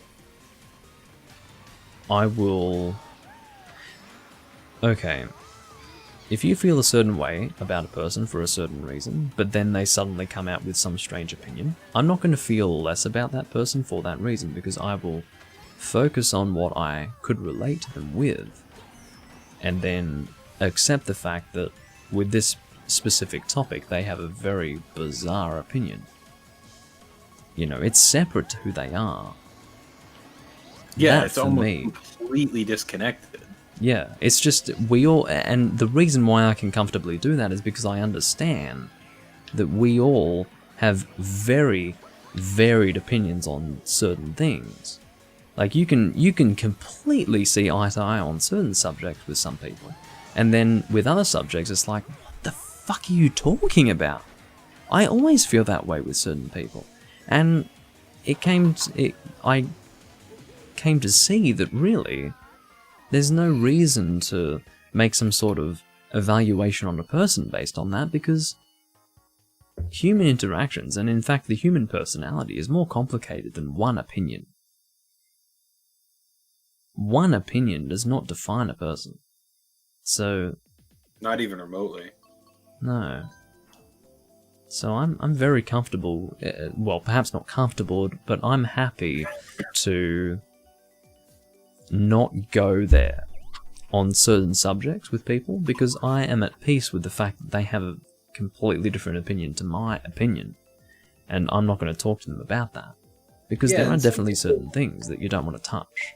So some people would call you a fence sitter and say that, like, you have a moral obligation to do what you think is right, but the problem is that, like, both of those people that hate each other, those two people that, like, are so starkly opposed, that actually do decide to argue about this, One of them isn't arguing about this because they're a bad person and the other one's a good person. They're both good people who want what is best Yes, and think they know what's right. So you're that's sitting right. here saying like, "Oh, you're morally obligated to argue in this way." It's like, no, I'm really not, because at the end of the day, like, I think that the most right thing to do is to lead by example and show that like the best way to treat people is how you would like to be treated. Yes. And yes, I have strong opinions on certain things, but I'm definitely I'm one of those people that I'm gonna have that conversation with you in person. And if I can change your mind and make you think like me, that's great. But I'm not guaranteed right. I'm not definitely right about anything. Like there could be aspects of this that I don't understand, or that perspectives that I can't possibly have, because I just haven't experienced it or I don't have enough information. So you have to take that into consideration when you hear me sell my point to you. Everyone just needs to understand that there is no objective right, and that like you always have to, like, especially when you're talking about politics, you always have to come to the table understanding that you could be wrong. Like, yes, it's possible for you to be wrong about your thoughts. Yes, there are people out there that know more about this than you. Yes, their opinions are weighed more heavily than yours, and yes, that's okay, because they have dedicated parts of their lives to understanding it. And especially if they can come to me with like data or something like that, like I'm gonna give that person more credence. Um, One thing that I've decided in my life is to not make a decision about how I feel based on compassion, but rather, because it's such a it's very important to like try and be as objective as possible when you're talking about like um, morality and and the way things ought to work. So I'm very much like, all right, show me numbers, show me studies, show me stuff like that, so I can make a decision based on this. Because if you just make a decision based on compassion, a lot of times that decision is made from a place of emotion and not necessarily a place of intelligence. Like Yeah. the actual like thought you have is not thought through at all, because you've made it completely based on like how it makes you feel. Like, just because, all right, so if I find out that like, let's say you just wake up one day and somebody tells you, hey, it's going to rain tomorrow, and you start crying and say like, no, like it's not going to rain tomorrow. It's like, that's not changing the fact that it's raining tomorrow. Like, you're not doing anything by being upset about it and denying that it's a reality.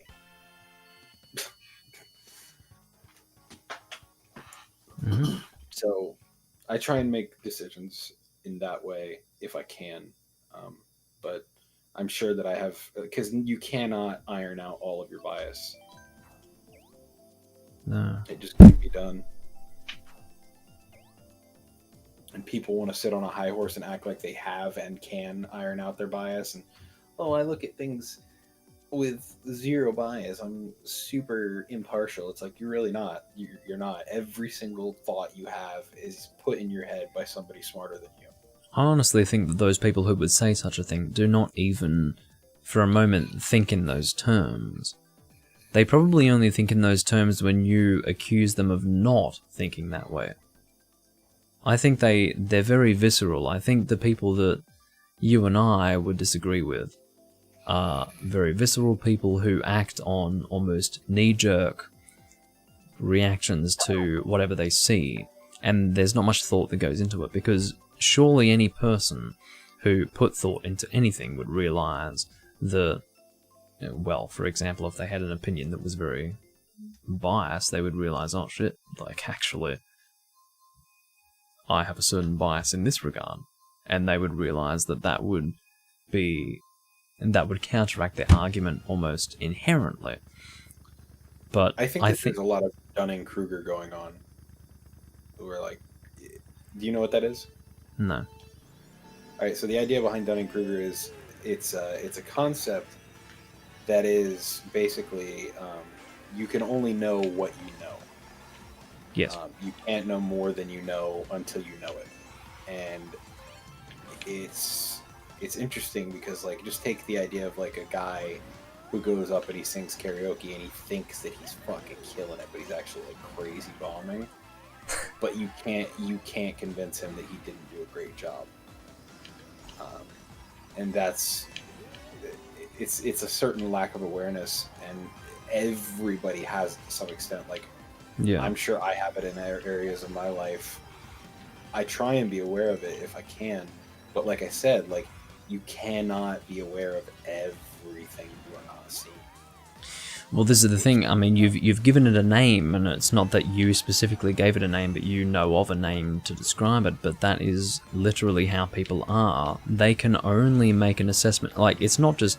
There's not even a specific thing that you can relate this to, but any assessment that one makes can only be made based on what they can understand, what they have experienced in life. So, like, if you, let's say for example, you come across a person that you can't even fathom like how they work as a person, and you struggle to appreciate who they are, what they do in life, or like, let's say for example, it's something as simple as this person, I can't seem to get along with them, and I don't know why. And then immediately they will come up with some possible reason as to why they don't get along with them. Well, they can only come up with theories as far as, you know, their own personal experiences, their own understandings of the world, and that often links to how they've been brought up, and also that links to their own personal experiences as far as going through the early stages of their lives and developing their personalities and maturities. So you can only make a determination on other people and other things that you experience in your life based on what you have already experienced as a person. So you can't just suddenly have knowledge beyond what you've experienced. What you've experienced is the extent to which you can make a determination on something else that's outside of your experience, that's outside of your knowledge. Let's pause for a second. Paul is saying your Discord is beeping. Daniel is off to bed. Daniel, have a good night. Thank you for tuning in. And also, as far as your previous question, Paul, my education is I have a 2-year degree in liberal arts because I didn't know what I wanted to study in college. And my current profession is that I'm a bartender. Most of my personal education has been self-taught through reading philosophy and politics on my own. Mostly philosophy, though, because I find it absolutely mind-blowingly intriguing. Like the biggest questions in the universe that you have no true answers, and the weird nature of questions in general, and the fact that we have the capacity to ask. A lot of my journey in life has been like achieving a level of self-awareness that at this point has actually proven to be kind of unhealthy for me. Like my level of self-awareness is more often a negative than it is a positive in my life. But yeah, that's the answer to that question. As far as my Discord beeping, I'm aware of it. It's because the Discord application has to be recorded for you to be able to hear Ethan, and someone is messaging me, so I'm trying to avoid that, but yeah. The thing with Discord is that on the Windows Sound, whatever the fuck it is, there are multiple Discord things, and I'm trying to mute the thing that is not Ethan. And it seems that I've succeeded. You want to use Skype, buddy? No. I'd like to avoid that. I had to actually use Skype recently because Discord's very weird about sharing certain games. Like certain applications cannot be shared properly through Discord, so Skype's a little bit better with that, but not that much better. So I've had to use Skype recently for certain things. But Paul, I'm gonna read what you said in a second. I'm just like caught up and I'm like right behind Doom. I just love how you have taken note of the fact that his name is Paul in amongst all that Russian in his name. Hello, Seth. Yeah, no, I mean, I don't have much of a higher education as far as college is concerned. I do believe in college. I think that if you're a specialist and you specialize, it's very useful. But as of now, because of the fact that I don't exactly know what I want to do when I grow up, despite being 30 years old, I don't want to spend a bunch of money just winging it at college. But I do love to learn, and I especially love to learn about archetypes and how they have interacted with history. I like learning about philosophy and specifically I really love learning about politics. I don't like learning the specifics of like what went down and who said what and stuff like that. I love learning about the two well, not two, there's more, but I like learning about the actual like morals that people bring to their decision making, because as far as I'm concerned, morals are just the yardstick that your parents give you for you to measure the amount of good or bad in a certain idea. Like for instance, like you're trying to decide if it's good to give somebody a wedgie, and you have to figure out based on like your own yardstick of morality, which was of course given you by your parents, if it's good or bad. So like you have to weigh it, like, all right, did it make people laugh? Yes. Did I hurt somebody? Yes. All right, which one of those is more important? And then you have to figure out, is this right or wrong? Usually human beings are pretty good about knowing what is wrong, because what is right is usually the harder thing to do.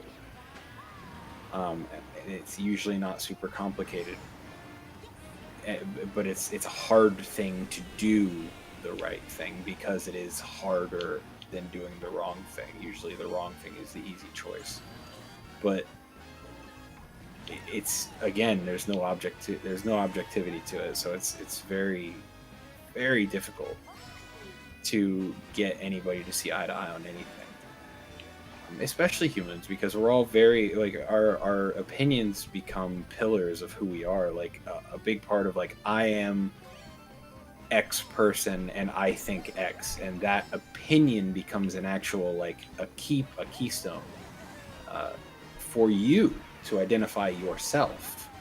So when you look inside of yourself and you say like, I know who I am because I know what I think. That's why it's so hard to separate people from their opinions. It goes back to that I think therefore I am. Yeah.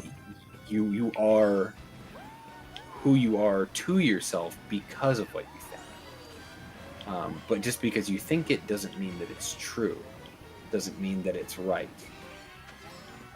So I can tell you all day what I think ought to be, what I think is right and what I think is wrong, but it doesn't make me right.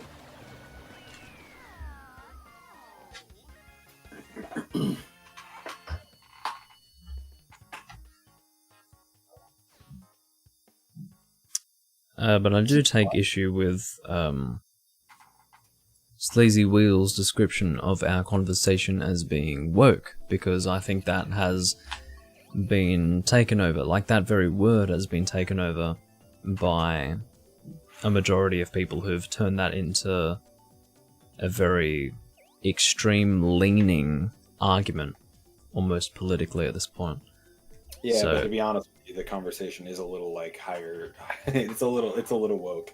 And what I mean to say by that is that it's like, it's one of those conversations where it goes like real. It's not even that. Like, it's not that. Like, I don't want that word to enter this. Like, all this is a philosophical conversation. That's all that is. Like, this is not above anyone's understanding. They can allow themselves to open themselves up to possibilities beyond what they might think in their day-to-day lives. Like, that's not beyond anyone's capabilities, really. And if it's beyond their capabilities, then I'm sorry to hear that. But at the end of the day, it's not woke, or at least not what today's understanding of woke is, but it is philosophical, and philosophical is really, or philosophy as a concept is just natural. I think it's a natural part of people, and it really has only somewhat recently become almost demonized. It sort of began with a generation, I think it was my parents' generation, when it became sort of strange to not engage in philosophy. But really, it's kind of natural. So I think it's because philosophy is one of those things where there like nothing gets done in philosophy. No answers are achieved in philosophy. All that happens is you find more questions. It's like watching an episode of Lost. But I think that one of the things that bothers me most about philosophy nowadays is that in college they don't even teach the Socratic method, which I think is the most important tool for self-awareness. The idea that no matter how much I know nothing, because at the end of the day, you have to question everything, even what you think you know. But the issue with that, I mean, possibly a side issue, is that there are those who are born with the understanding of that innately, and then there are those who are not. Is that something that can be taught? I think it is. I think the Socratic method is something, because everybody, like, all it really takes is somebody like making them understand that there's another layer to their understanding of reality. There's another layer to their understanding of what they're seeing.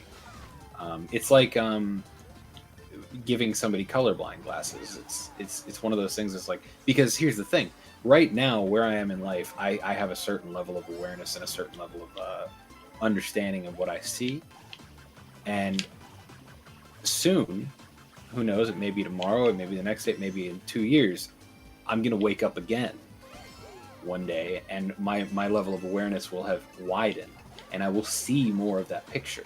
But you can't train it. You can't go to the gym for it. You can't.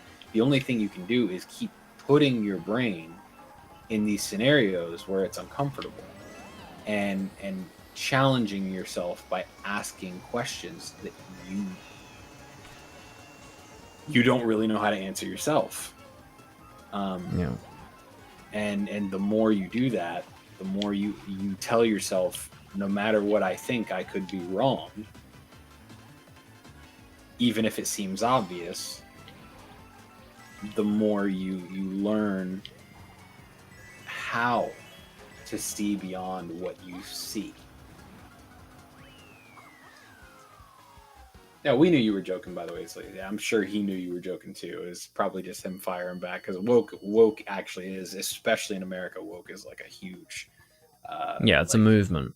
I say that not because I think that he had that opinion, but rather to sort of make it clear to anyone who would read that in a VOD chat that this is not a work conversation as work is understood today. So yeah, and personally, I think these are like really good conversations to have, because not only do they exercise the minds of the people who are speaking, but they exercise the minds of the people that are listening. So even though I might be saying things that everyone hears and goes, yeah, duh, exercising it in your day-to-day life is very difficult. Recognizing those moments where you are inserting your bias so that you don't have to have your mind challenged is incredibly difficult. And it almost takes running it like a sub-program all the time. So like you have to give yourself triggers. Like the moment a question is asked and you are called upon for an answer, it should activate that part of your brain that asks the question, am I even right?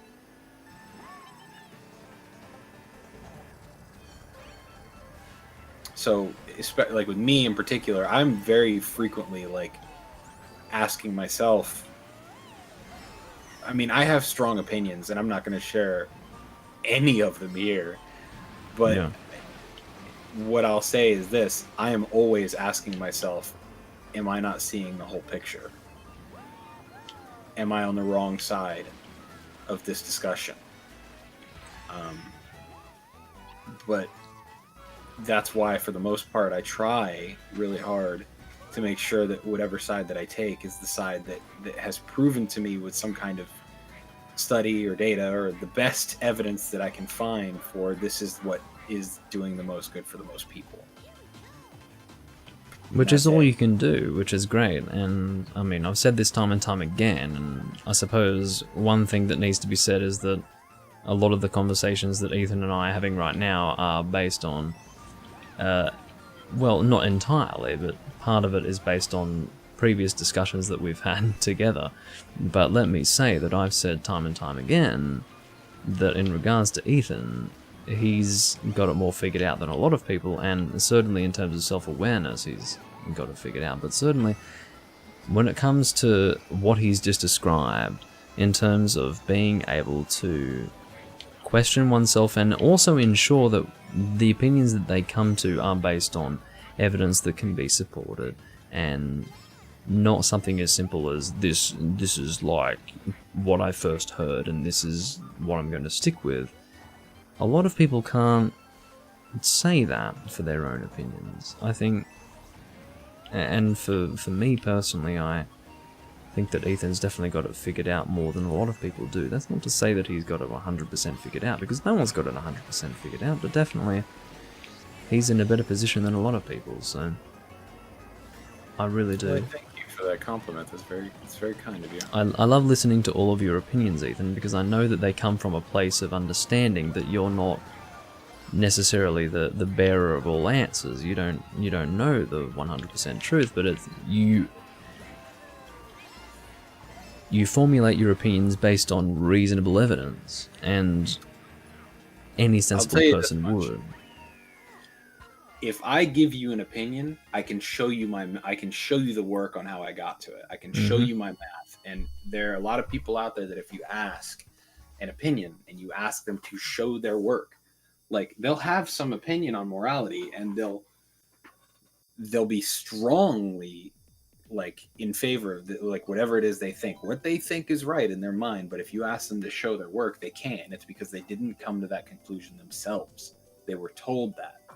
They didn't actually hear something and then weigh it against the tools that they had in their value kit to see if they actually felt that way about it.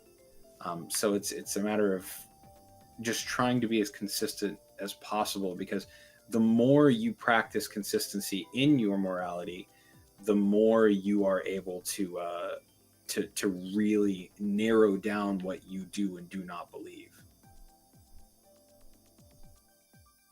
Because you can say something like, "Oh yeah, like I believe ghosts are real." Well, why do you believe ghosts are real? You've never had an experience, right? No, I haven't. Well, why do you believe it? Because someone told me and I trust that person. Well, that doesn't mean anything. Like your trust in that person is great. It's wonderful. It's a beautiful thing. It's a shared relationship between two people. But at the end of the day, like you've now changed your opinion based on next to no evidence.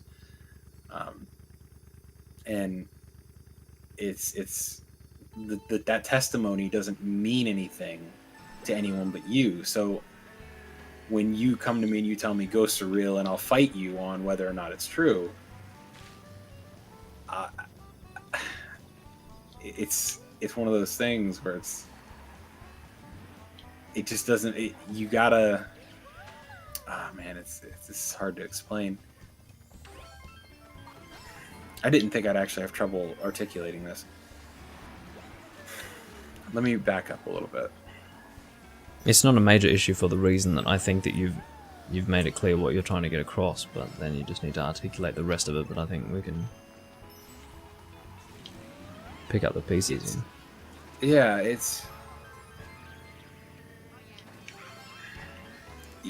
got to show me the math on how you got to go surreal.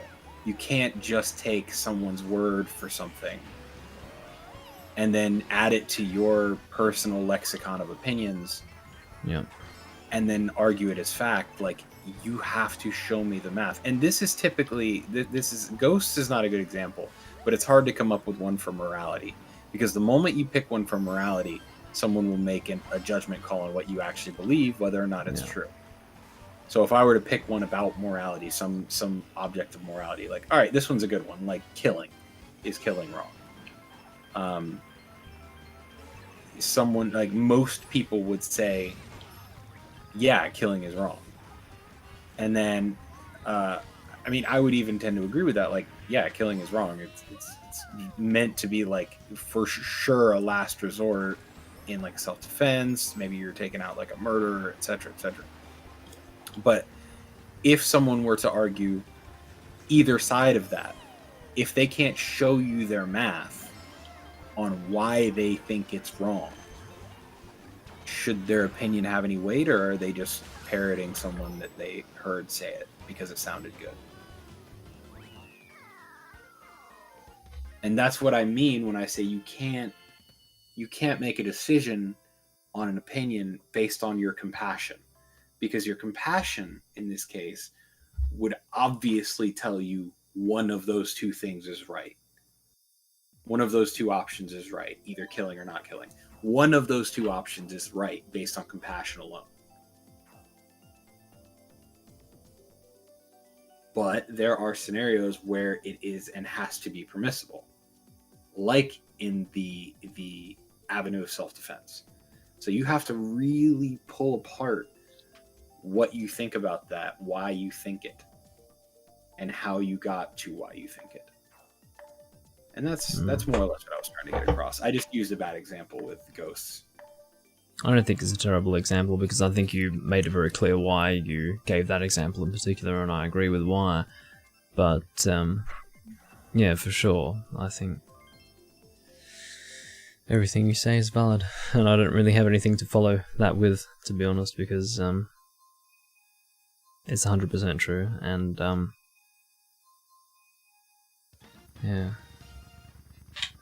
I just wish that people could, to bring it back to something more simple, I just wish that people could be a little bit more harmonious with one another, in the sense that they don't... this is very topical, because I think in the last 6 years it has very much become this way, with the advent of social media, particularly Twitter, for example. I wish that people realise that there's more to a person than perhaps an opinion on a simple topic, and in fact we all can live together in harmony, and in actual fact can agree with one another on certain discussions. And yeah, it's funny because we agree, and I don't want to cut you off. I'm really just going to say this one thing. The idea that we disagree on so much is overshadowed easily by the objective fact that we agree on more than we disagree. Yeah. And it's very easy on a platform such as Twitter, for example, to not realize how much a person may agree with another person on many different subjects when only one specific subject is in focus. So when one specific subject is in focus, it's very easy to say, you're an immoral bastard who is bigoted and is a horrible individual. Well, in actual fact, that person might very well be your grandmother, who is actually a very loving person, you know? Like, how many people have a racist fucking grandmother? Like, how many people have a person in their lives who is from a past generation who is obviously misguided? Like, I'm not here to say that past generations were not misguided in their racism, but who were just, in every other regard, just absolutely lovely people. You know, they were misguided, and perhaps in certain situations we can help them to realise their faults, but some people were born that way, which helped me to realise. And I don't want to return to a point that seems to be a little far removed from what was previously mentioned, but to be honest, I think what was previously discussed has been, you know, perfectly touched on at this point. Like, we've basically reached the extent of that conversation, but I personally feel that the overall issue here is that there's a lot of dichotomy that exists within the global society at the moment, and I think if we all could understand that actually we all agree with each other on most subjects, but on certain subjects we don't, we could actually understand that we're all here to interact with one another and actually can get along fairly well. I think that the thing that pisses me off the absolute most about this whole back and forth between people is that nowadays, especially, the go-to move for people that disagree with somebody is to insert this malice intent on the other person who disagrees with them. They insert malice and ill will on this person, basically assuming that this person wants bad things to happen to other people, or it's just not true. Everyone, for the most part, is pretty good. Yeah. We all want what's best. Like, some of us are worse at it than others. Some of us are more selfish than others, and we all have our demons. But at the end of the day, everyone wants what they think is best. Everyone's doing what they think is right. For the most part, statistically speaking, there can't be that many bad people. But I think that, and this is going to open up a whole new door. The big problem nowadays is that people are rewarded socially for inserting that malice onto other people. They get attention for calling someone out on some opinion that might not even be accurate, that they just assert that this person has, based on next to nothing, and they'll get rewarded for it. They'll get attention from other people who think like they do. Yeah, it's a lot of self-satisfaction. It's a lot of, as you have described, it was virtue signaling, I think you said. It was basically like, yeah, it's just that sort of, it's self-gratification. It's a very simple process of people feeling, it's actually really simple, and I've actually experienced it myself. It feels nice to identify a fault in another person, and then to sort of take the moral high ground and say, oh, you're this terrible person, and in your mind you're thinking, well, I'm not this way, so it feels nice to call someone out for being this certain way. But certainly with various subjects, it's not actually that sort of deep moral issue. Sometimes it's just a difference of opinion. Sometimes it can be a moral issue, but for the most part, no. It's just a simple difference of opinion which you're then turning into something more. And it can be really damaging when you turn that into an argument.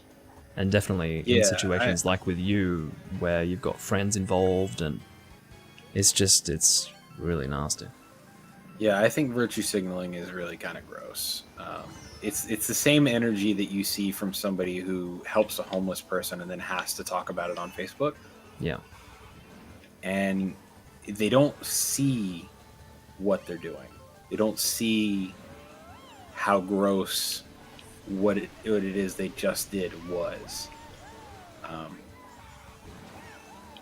Because there's so many other, like, you're not the only eyes watching. There are eyes that are watching that and are not paying close enough attention, and all they see is like, yeah, man, you did a good thing, like, let's go, like, you're such a good person, and just will drown them in positivity for being this absolute scumbag who it's just, and the helping a homeless person and then needing to share it is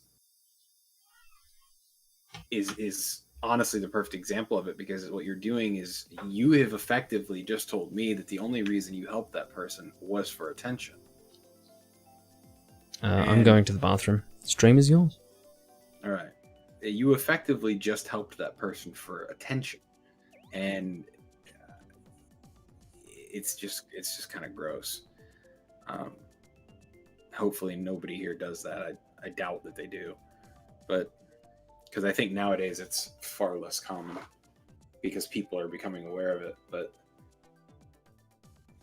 either way, like, nowadays people are bought and sold by the attention that they get from their, it's definitely narcissistic, but they're bought and sold by the attention that they can get from their peers, and I get it.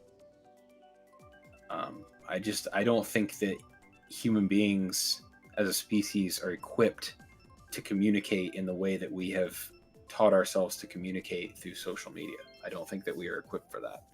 And because of that, we don't know how it affects our brains. In nature, there's a concept called stimuli and superstimuli. And a stimuli is just something like food, water, sexual drive. A superstimuli is an artificial product that is introduced that it's fake, but it appears to be a bigger, better version of what you would get naturally. And what we in our society would probably like, you could call a hamburger a superstimuli, or porno, huge superstimuli. It's kind of like what you experience in your real life, but it's not. It's better to your mind. It's better as far as your mind is concerned, so you choose that option. Human beings are one of the only species in the animal kingdom that can overcome superstimuli. And it's honestly one of our greatest feats as a species, in my opinion. I think it's one of the things that makes us special. But if you take a bird, for instance, and you replace its eggs with fake eggs, apparently a communication error occurred. Okay. I saw that.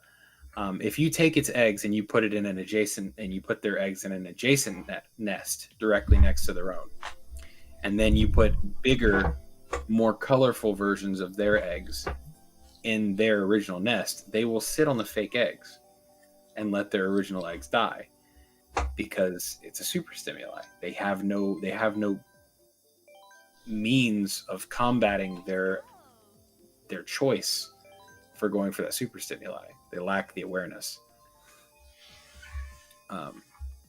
And that is what, in my mind, social media has done to us. It's given us just constant gratification and introduced us to a world where our every single day is in pursuit of the superstimuli of attention, which on its own is not a superstimuli, but in the way that we consume attention, it is absolutely a superstimuli. And we don't know how to handle attention. Like, we can't, we're not equipped for it. We're not equipped for the level of attention that we receive nowadays. And it's doing terrible things to people's mental health. But I think that that's probably where all of this comes from. This like the way that people make decisions, the way that they treat other people based on the decisions that other people make. And I'm not going to sit here and say that I'm not a person that I fall for super stimuli all the time. I watch porn like every other day. Like, I eat hamburgers from McDonald's. Like, I smoke a vape. There's all sorts of super stimuli that are intruding on my everyday life. Even social media. I search for the odd like every now and then. And I remember at one point I made a meme out of Doom Link and shared him on the Rocket League page. Nothing wrong with that. That was funny. I felt really good about it. I felt good about it, and I was the victim of said stimuli. Yeah. So it's something that we are not yet as a species able to combat. The only thing that you can do is try to be aware of it.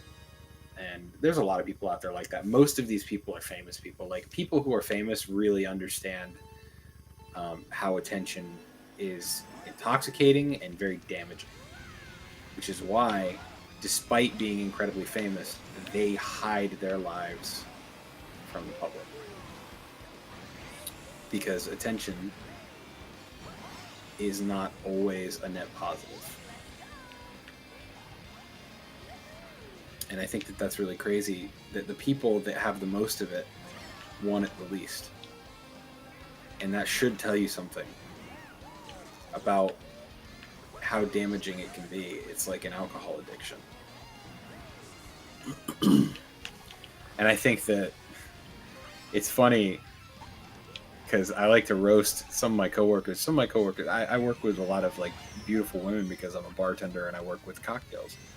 And a lot of them, you know, they know that I have like I spend a lot of time on the internet. So frequently I am asked, "Hey Ethan, do you think I could be like a streamer? Do you think I'd make money doing it?" And every single time I tell them, "Yeah, of course. Like there's thirsty dudes out there who will pay you money just to be nice to them, because you're a pretty girl." And every single one of them will tell me that they're going to do it and then not actually do it, which is really funny because I just think that they're too lazy. But that right there is another example of just how powerful super stimuli are. Like, despite not knowing this girl, and you see it all the time, despite not knowing this girl or having any emotional investment in her at all, like, other than the one that you've imagined, you're willing to pay her for her attention. So her attention now becomes a tradable good, which means that you value her attention over someone else, like else's attention. And it's just, it's an incredible display of like social hierarchy and just how incredibly powerful super stimuli can be. Like, these dudes that know deep down they do not have a shot with her, but will be upset when they find out she has a boyfriend and always has. It blows my mind. It really does. It's but not because they do it. It doesn't blow my mind that they do it. Like, I don't think less of them for doing it. What I do think is that it's an amazing phenomenon, for sure. The phenomenon itself blows my brain. It's interesting to watch it play out, I think, because it will continue for a very long time, almost entirely unchecked. And to be honest, I can't really see a situation where it will ever change because it will continue in a very natural way.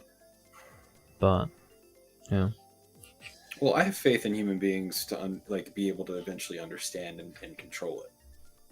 Because unchecked, the super stimuli of attention and self-gratification is going to destroy humanity. Yes. But I think that we're pretty smart, and when the right voices come around and start talking about it and how important it is that we get away from it, it's probably gonna even out, and human beings are going to evolve beyond it mentally. Even if it means that our the way that we communicate doesn't change, in fact, it gets worse because of the fact that it's all around us eventually. And you can see it in the next generation. Like, think about TikToks from younger kids. Every single one of these TikToks, the reason they're funny is because of how nihilistic they are. Because of how all they do is poke fun at people who actually care about getting attention. Meanwhile, they're getting attention for doing it. So they've learned how to trade that good in society today, and they're better at it by far than we will ever be because of the fact that they were raised in it. So eventually it's going to iron itself out. Yeah, that's a good point. I mean, I was thinking about it in a more of a short-term sense. Like, I think in the short term it would destroy humanity, but I think the generations move fast enough to sort of iron it out without the destruction of humanity taking place. Yeah, I think that nowadays in particular, like, young people have got this more figured out than the generation just before them. Like, the most recent generation of young people are fucking crazy nihilistic, and just like their view of that traded good of attention is so cringe. Like, the idea of actually caring what somebody thinks, while meanwhile they can't control that they care what somebody thinks, like, that is in itself a metamorphosis, like a level of that. It's like a transitional species. It's genuinely young people thinking that it's gross to care what other people think, but not being able to turn it off because it is in them to care what their peers think. And Yeah. at some point, it's actually not going to matter. Like when I was in high school, it fucking mattered what your peers thought of you. When you were in high school, it mattered a little less. Now that these kids are in high school, it matters even less, but they can't turn it off because it is biology to care what they think. So there's this awareness clashing with this biological component, and eventually those two things are going to reconcile, and it's not going to be a problem anymore. And we'll be able to keep living like we're living now. I've personally chosen to switch off. Well, for a very long time, I'm sure. Well, Ooh, baby Park. which I will do terrible with, but I've switched off to social media for a very long time. In fact, I've switched off to the generation that came after me and all the generations that followed. I've switched off to those completely for a very long time because I realized that my generation was the beginning of the end, at least for a period of time. So, I don't know. I really don't know how they've dealt with the cards that they've been given. But, yeah. Very cleverly. I'm not going to lie. It's impressive. It's very impressive. That's good. Because I know that you've been more involved with that than I have, so... With the way that they've handled the state of the world, it's mind-blowing. It goes to show that that's humanity at work. Like human instinct is pretty powerful. Yeah, they're smart. They're smart. They're way smarter than our generation. I think that our generation is some of the most amoral, just attention-seeking monsters they can possibly be. But these kids, man, they get it. They understand something that 40-year-olds still don't have their heads wrapped around. And it's a level of self-awareness that they were just like born into, that they didn't have to earn. It's really impressive. That's good. And you can talk to them. You can talk to them, and they're on another level. They're on another level than what we were at their age. They really are. It's so nice to see. What? I finished first. What? Dude, it's Baby Park. You're a god. I did not listen to me. I did not pay any attention to any of what I was doing in the race. I paid zero. Like I don't think I've actually had a race where I've paid less attention, and I just came first in Baby Park. What the fuck is going on? Oh my god, I was entirely focused on the conversation, and anyway.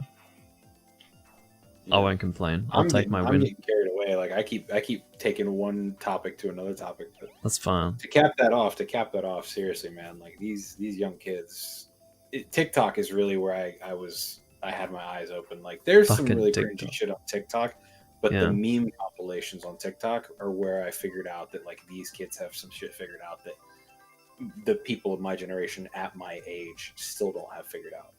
Good. And it is how pathetically cringe you look needing the approval of those around you.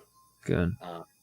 And feeding off of it. And because if they understand where humanity went wrong with the advent of the internet and social media and all of that, if they understand that intuitively, deeply, then that means they won't repeat the mistakes of your generation, my generation. So that's good. Yeah, I think there's hope. But I'm also like it's funny because normally I'm pessimistic on this because I think my generation is gross. Personally, I think that they're absolutely disgusting. And that the things that they care about are so shallow and pointless, and they don't put any thought into why they think the things that they think, etc. But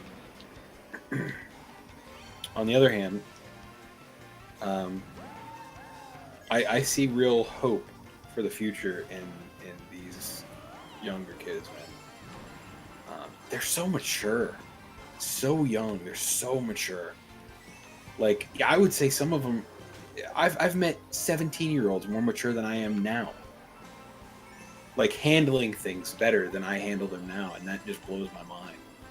Mentally stronger, and I'm mind blown by it, because like I've had hardships in my life, and you would have thought that they would have taught me how to handle things differently, but apparently hardships do not necessarily equal maturity.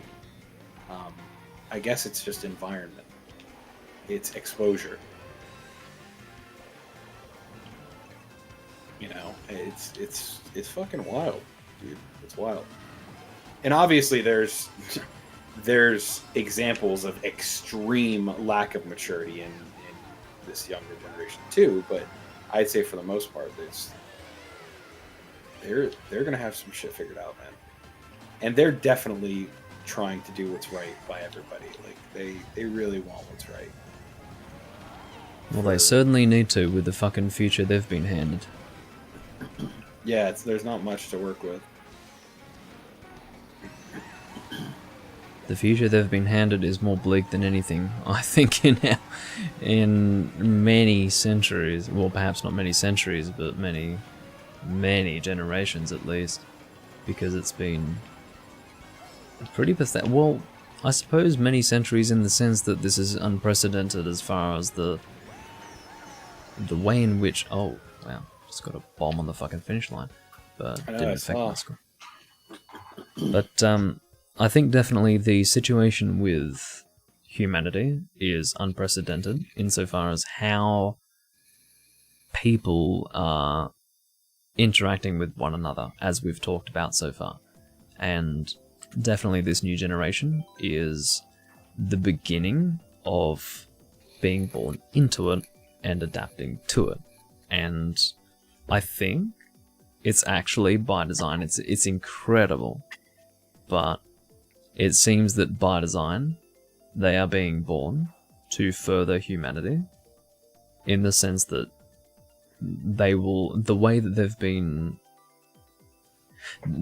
they've adapted has allowed humanity to not self-destruct. In fact, more than avoid self-destruction, they've actually evolved and formulated themselves to further humanity in spite of what they've been handed, which is really interesting. And the ironic part is that you know that none of these kids have ever been introduced to philosophy. Yeah. Ever. None of them have ever been exposed to philosophy.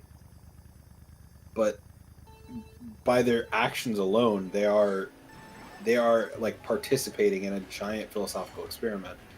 And the positions that they take are deeply philosophical. Deeply. So it's like these are questions that the human mind just comes up with under the right circumstances. So it's kind of like a chemical reaction. Like it just happens. It just, because of what they're exposed to, they are just, it's innate. They have to know the answers to these questions, even though there aren't any answers. Pardon my cough. That's fine. I got fucking green shelled in spite of a fucking red shell on my back, which I breathed in some water. That's fine. I think that's really unique and super cool, because when I was their age, there was no part of me that gave a single fuck about philosophy, and I don't think that any of what I did exercised a relationship with philosophy at all. I think that I was very shallow, and I was very much like, what can I get right now that'll make me happy? What can I do right now that'll make me smile? What can I get over this next guy who wants the same thing? And even to this day, I still have elements of that in me. I'm still very much like that in romance, but it's pretty insane to me how mature and wildly intelligent the way that they handle certain elements of their social lives. It's wild, man. It's crazy. A perfect example of this. I can give you one example right now. One of the professional Rocket League players that I follow, this guy is only 19 years old, right? He is. Yeah. There's a stark age difference between me and this kid. You know that there was a long time period where I was, and this is the reason that I actually changed my behavior on this, but there was a long time period where every time I lost in Rocket League, it was the end of the world. I was losing my shit, I was throwing my controller, I was calling the other guy trash, I was typing KYS in the fucking chat and all this shit, just real angry, real mad. And I'm watching this dude, 19 years old, he's a professional losing to some no-name. And he's like, oh, cool. This guy is awesome. An opportunity for me to learn something. And I was like, what? What? Like, he was very Goku about it, not very Vegeta. Like, Vegeta would very much be like, no, it's my right to win this. I am X, therefore Y. Like, and he was very much like, oh no, like I'm going to see this as an opportunity to grow. And then later on in that same episode, he was talking about how like one of his teammates was being toxic to another one of his teammates, and he was just like, just really breaking down why that was silly. He's like, listen, if you're toxic to your teammate of all people, like how can you expect them to play better? Like you're not improving your situation by being toxic to your teammate. Like they're not going to play better. They're going to play worse. And it was just, it was mind opening for me. And this guy's 19 years old. That's a level of maturity that I do not expect from someone his age. And yet it's there. And that makes me happy. That makes me very happy.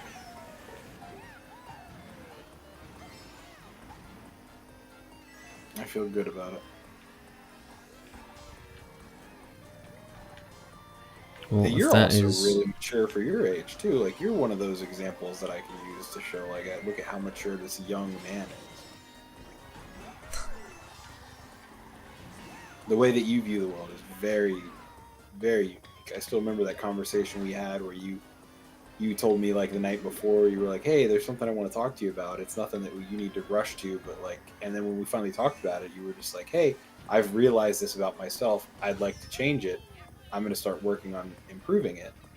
And I was like, shit, I didn't even know it was a problem for you, but like, hey, more power to it. You know what I mean? Like, not only did I not know you were dealing with something because of your level of maturity, I also had zero doubt in my mind that you, if you wanted to change, it could because of your level of maturity.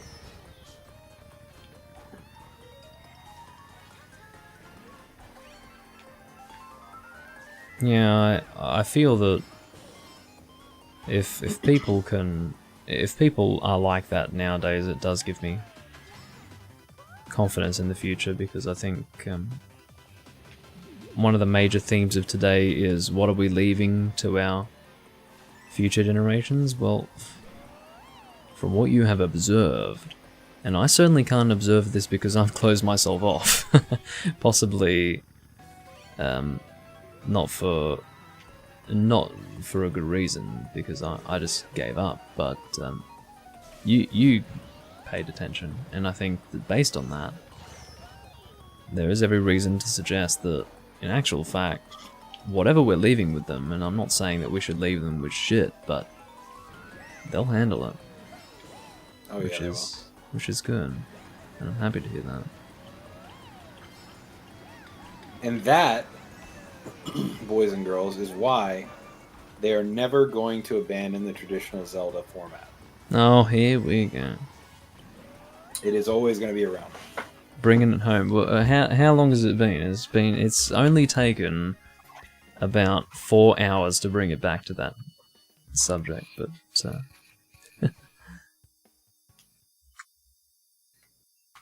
I'm just saying, they're not going to abandon it. Just wouldn't make sense.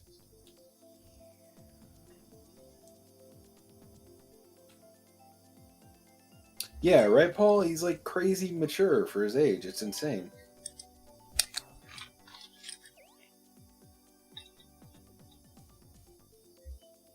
That's one of the reasons I can stand hanging out with the dork. That and we both share a mutual love of Gundam. What are you gonna do? This is true, and that was only recently established, actually. Because the story with Gundam was, like, Ethan was obsessed from a young age, and I, from a young age, wanted to watch it, but I never got around to it. And then I was like, hey, let's watch everything, because I want to watch everything from the beginning, chronologically. And Ethan was like, fuck yeah, let's do that, so we did it. Yeah, we didn't make it all the way through. No, but we got during through a lot. Corona, we made it through, like, God, what, 6 shows? We did get through a lot. I was really impressed with what we managed, whole thing considered. Well, we were watching like 10 episodes a night for a while. Although, I'm not going to lie, when we got to War in the Pocket, I was just like, done. Really? I had lost. Yeah, I was just... First of all, that movie fucked me up. Really? Yeah, I mean, how could it not?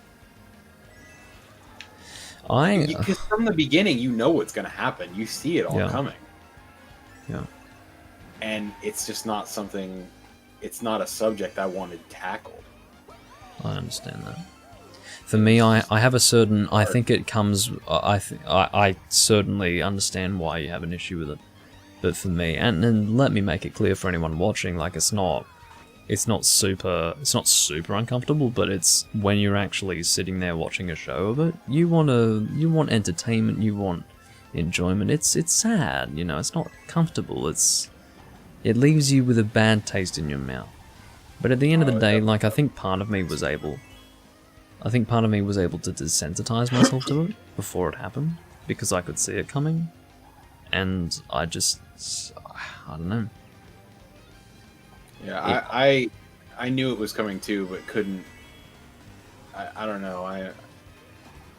I couldn't let go of it. I thought about it a lot after I finished watching the movie. Like, I took it to bed with me. I took it to work with me. Right. That's interesting. Every time I left the house, I was thinking about it. It just made me really sad. I think I happen to be really well equipped for it through my experience, because I've watched a lot of sad stuff. Not as much as some people, let me make that clear, in the anime community, like the actual traditional anime community. Like, there's a lot of sad shit that exists out there. A lot of sad movies that are literally designed from start to finish to build you up, to give you the most crushing depression you'll ever feel for a month of your life. But I haven't really experienced that stuff, but I have experienced sad stuff. But basically, you learn to desensitize yourself to it once you see it coming, and you take it on board to a certain degree, and then you don't allow it to penetrate your heart past a certain point. So I'll tell you what, the moment they introduced that white dolphin, oh, let's not start with that one. dude, I don't know, man. I don't know. Paul is concerned about your cough. I wouldn't be too concerned about it. He wants you to drink some water. I have some water right here. Mm. Yeah.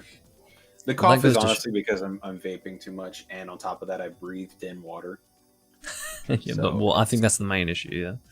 Yeah, it's because whenever you inhale something that's not to be inhaled, you'll be coughing for a while. So that's fairly normal. Either that or he's got the Rona. Hey, it's possible. At least it would give me some time off of work. Yeah. By the way, how did you feel about the idea of playing Dark Souls 3 co-op? You did mention that. I wouldn't be against that. I think that'd be pretty fun, actually. I'd have a lot of fun. Yeah. I would be willing to re-download the game on my PC to play it with you in full co-op for all of the viewers. That would be very interesting, because I'm very used to playing Demon Souls, and I've talked about this before, but with Demon Souls, it feels as if it's my domain. It feels as if no matter who watches me play Demon Souls, no one's going to sit there and backseat play it. But as soon as I start playing Dark Souls 3, I feel like people are going to be like, why aren't you doing this? Why aren't you doing that? You should do this, you should do that. And I'll just be like, leave me alone, please. Well, in this scenario, I don't think it would be live. I think we would be doing videos. Ah, I see. I mean, unless you wanted to do it live. Well, it depends on your preference. I mean, I could do it. I just think it would be easier to not have to commit to yeah, a schedule like that. Like based on we our pop Freedom on, Unite we experience. record, Yeah. yeah, we pop on, we record like 20 episodes, and then you get to just release them, edited down for the hilarious bits. And rest assured, there will be hilarious bits. I am involved. Yes. The two of us together, I think, work very well with these sorts of scenarios. So I think we would enjoy. I think whatever the result would be great. And yeah, I mean, I always need an opportunity to play that game again, or rather, an excuse to play the game again, because I just don't play it recent. Like over the last, say, I suppose it's been a year now since I really played the game properly. I just haven't been playing it, and I'd love to play it again. Yeah, because you keep going back and replaying Demon Souls with different builds. Which, I mean, nothing against that, but like, come on, my guy, like, expand your horizons. The sad thing is, I feel like I've barely scratched the surface of what I can do there. There's so much that I can do in Demon Souls. Like, I haven't mastered that game. Like, I have not even remotely mastered that game. So, I really need to put more into that. What do you mean you haven't mastered it? Haven't you played more than 10,000 hours? I've played about... No, God no. I've played maybe about 1,700. About that. Ooh, I've got you beat on Rocket League, homie. I'm at 2,200. Yeah. Well, the thing is, time passes differently when you're playing co-op. Single player, it's a bit slower, but still... I'd say it's purely estimate because I can only go based off like combined hours on various accounts plus whatever on my screen. I don't know if it was you, but it was a Luigi character. Did you get negative points that game? Yeah. Okay, so your fucking Luigi at the end of that. He was shaking. He was shaking. Yeah. That's great. My God. That's good stuff. That's good stuff. I'm actually doing all right. It's already like 5:40? 5:40? Yeah. So for those who are not aware, Ethan needs to stay awake until his next shift at work. And how many hours is that to go? 3 hours. I see. And Well, then I I'll have to probably make go 8 for another hours, 30 and then I can minutes, and then fall I'll asleep. get some food or something. Or maybe I won't eat at all and just go to sleep immediately. We'll see how I feel. Why would you bring up sleep right now? I just don't understand. Sorry. How dare you, honestly. Well, as per my usual sleep schedule, I'd be asleep right now. Or at least in bed. So... That's not to say that I'm being forced Doom Link to... in bed. Think about that, guys. Yeah. Try to control your... ejaculation. For some episode. reason, I imagine he sleeps a little bit like Ebenezer Scrooge. Like, he's got, like, the hat, right? And he's also wearing, like, full flannel pajamas. No, And then that guy next door with the fucking power saw starts going at it. Oh, And he's please, just like, no. Be gone! That fucking guy. He's my fucking nemesis. Yeah, I know, you keep saying that. Yeah. I don't know what it is about him, I but... bet you anything, if you actually sat down and talked to him, you might think he's a pretty nice guy. I don't think so. He drinks Crown Lager. Ew. See what I mean? How do you know that? Because... Listen to me. When you've got a guy who works on... Okay, like, imagine you've got, like, sort of a work situation where, like, you're... Okay. You're working on something with a power tool. You've got something of a project going. This guy, he would leave his beers there, okay? Now, when I see a bottle of Crown Lager there, I'm thinking, okay, I know what kind of person you are. Is it wrong to, like, have a pretty clear idea in one's mind of who a person is based on the fact that they drink Crown Lager? Yes, it's basically the exact thing we were saying not to do at the beginning of this discussion. Well, I don't know, but fuck me, it's pretty like I would say there is about a 85% accuracy rate of, I suppose we could call it discrimination. But yeah, don't drink Crown Lager unless you want to be viewed as the most unintelligent fucking dumb dog motherfucker on planet Earth. Well, we never covered stereotypes and their various useful, like, stereotypes are one thing. Thinking of someone as a bad person because of what they think differently than you is something else. Stereotypes are just the human brain recognizing patterns. Mm-hmm.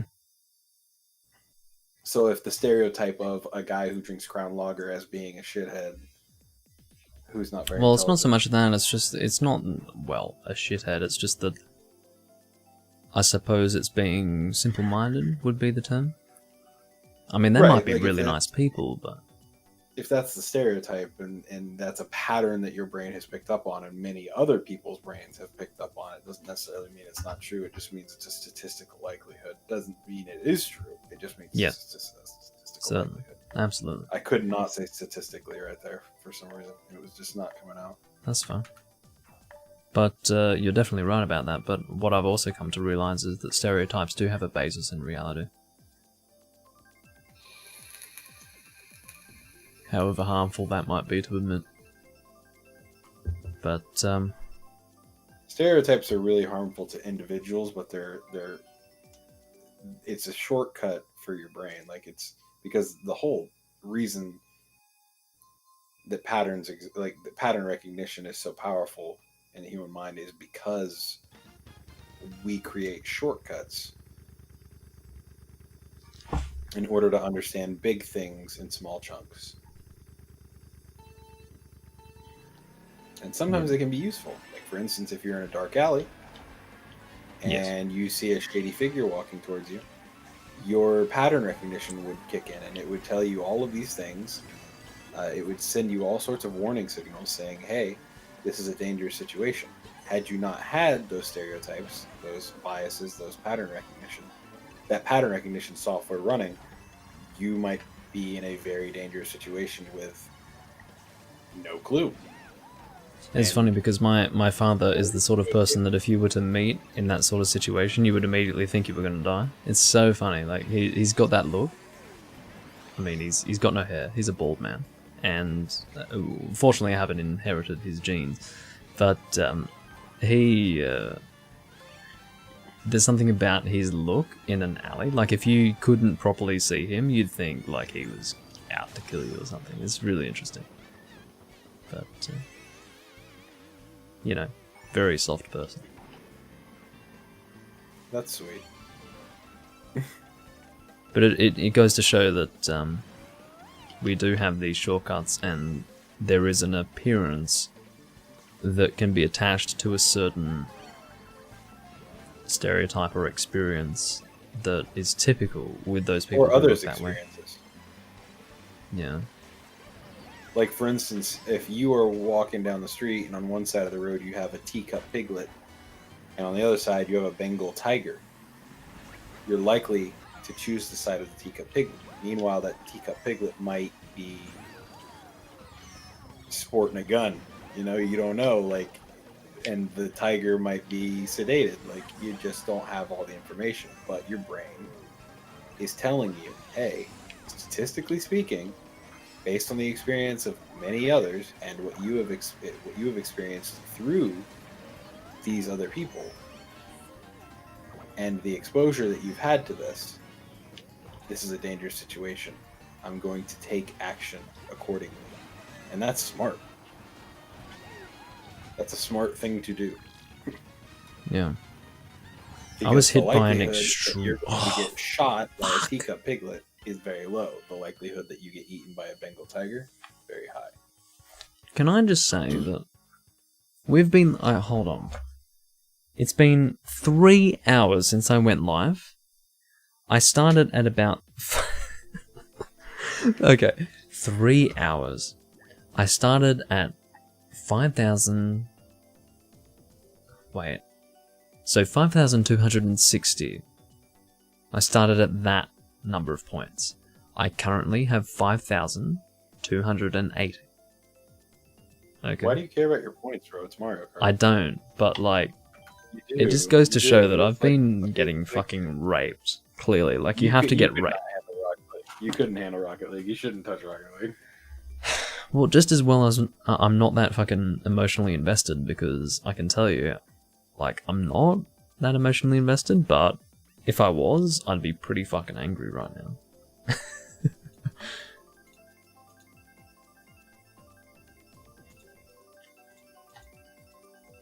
That's pretty funny, Paul. Scared yourself in the reflection. The funniest story that I can think of would be my, again relating to my father. He had a van. He bought a van that had a legal tint. So basically, in Australia, I've got no idea how it is in the US, but in Australia, there is a certain darkness of tint for your windows that is illegal. And it's basically on par with... What was that? That makes no sense to me. Okay, so basically, in Australia, And we have it here too. I just think it's stupid. Oh, I see. Well, basically, he had ambulance tint on his windows because he had bought a van that had that. I don't know what the van was used for, but it would have been something relating to probably paramedic or something like that. But because he had bought it that way, he wasn't like obligated to change it or anything. He could just keep it that way. He could just prove that he bought it that way, and that would not be an issue. But anyway, because he had ambulance grade tint on his windows, you couldn't really see inside. And he had it's like out of a movie. He had a woman come up to his passenger window and do her makeup while he's sitting in the fucking driver's seat, looking at her like, what the fuck's going on? Like, she was just standing there doing her makeup in his window while he's sitting there. It was really funny.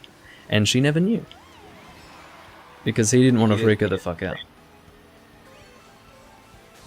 But What a what guy! I is it? totally would have. I'd have been like, Yeah, "Hey, I'm bitch." sure you would, but he's Actually, I probably would have rolled the window down and been like, "Going my way." well, he was really tempted to, because I mean, like, imagine you're presented with that fucking situation. There's a woman who is actually almost eye to eye with you, doing her fucking makeup, looking at her reflection. Like, imagine the fucking opportunity that you've just been presented with. Like, you could scare the living shit out of her, but he didn't do it. What a guy! But what a fucking, like, that is a once in a lifetime situation right there. Hilarious. God, I would have walked all over that opportunity. I would have definitely fucking been. I would have scared the fuck out of her. But you know, he was parked in the street and she just like randomly walked up to his fucking window and started doing her I would've makeup fucking right there. I would have knocked on the window. Hilarious.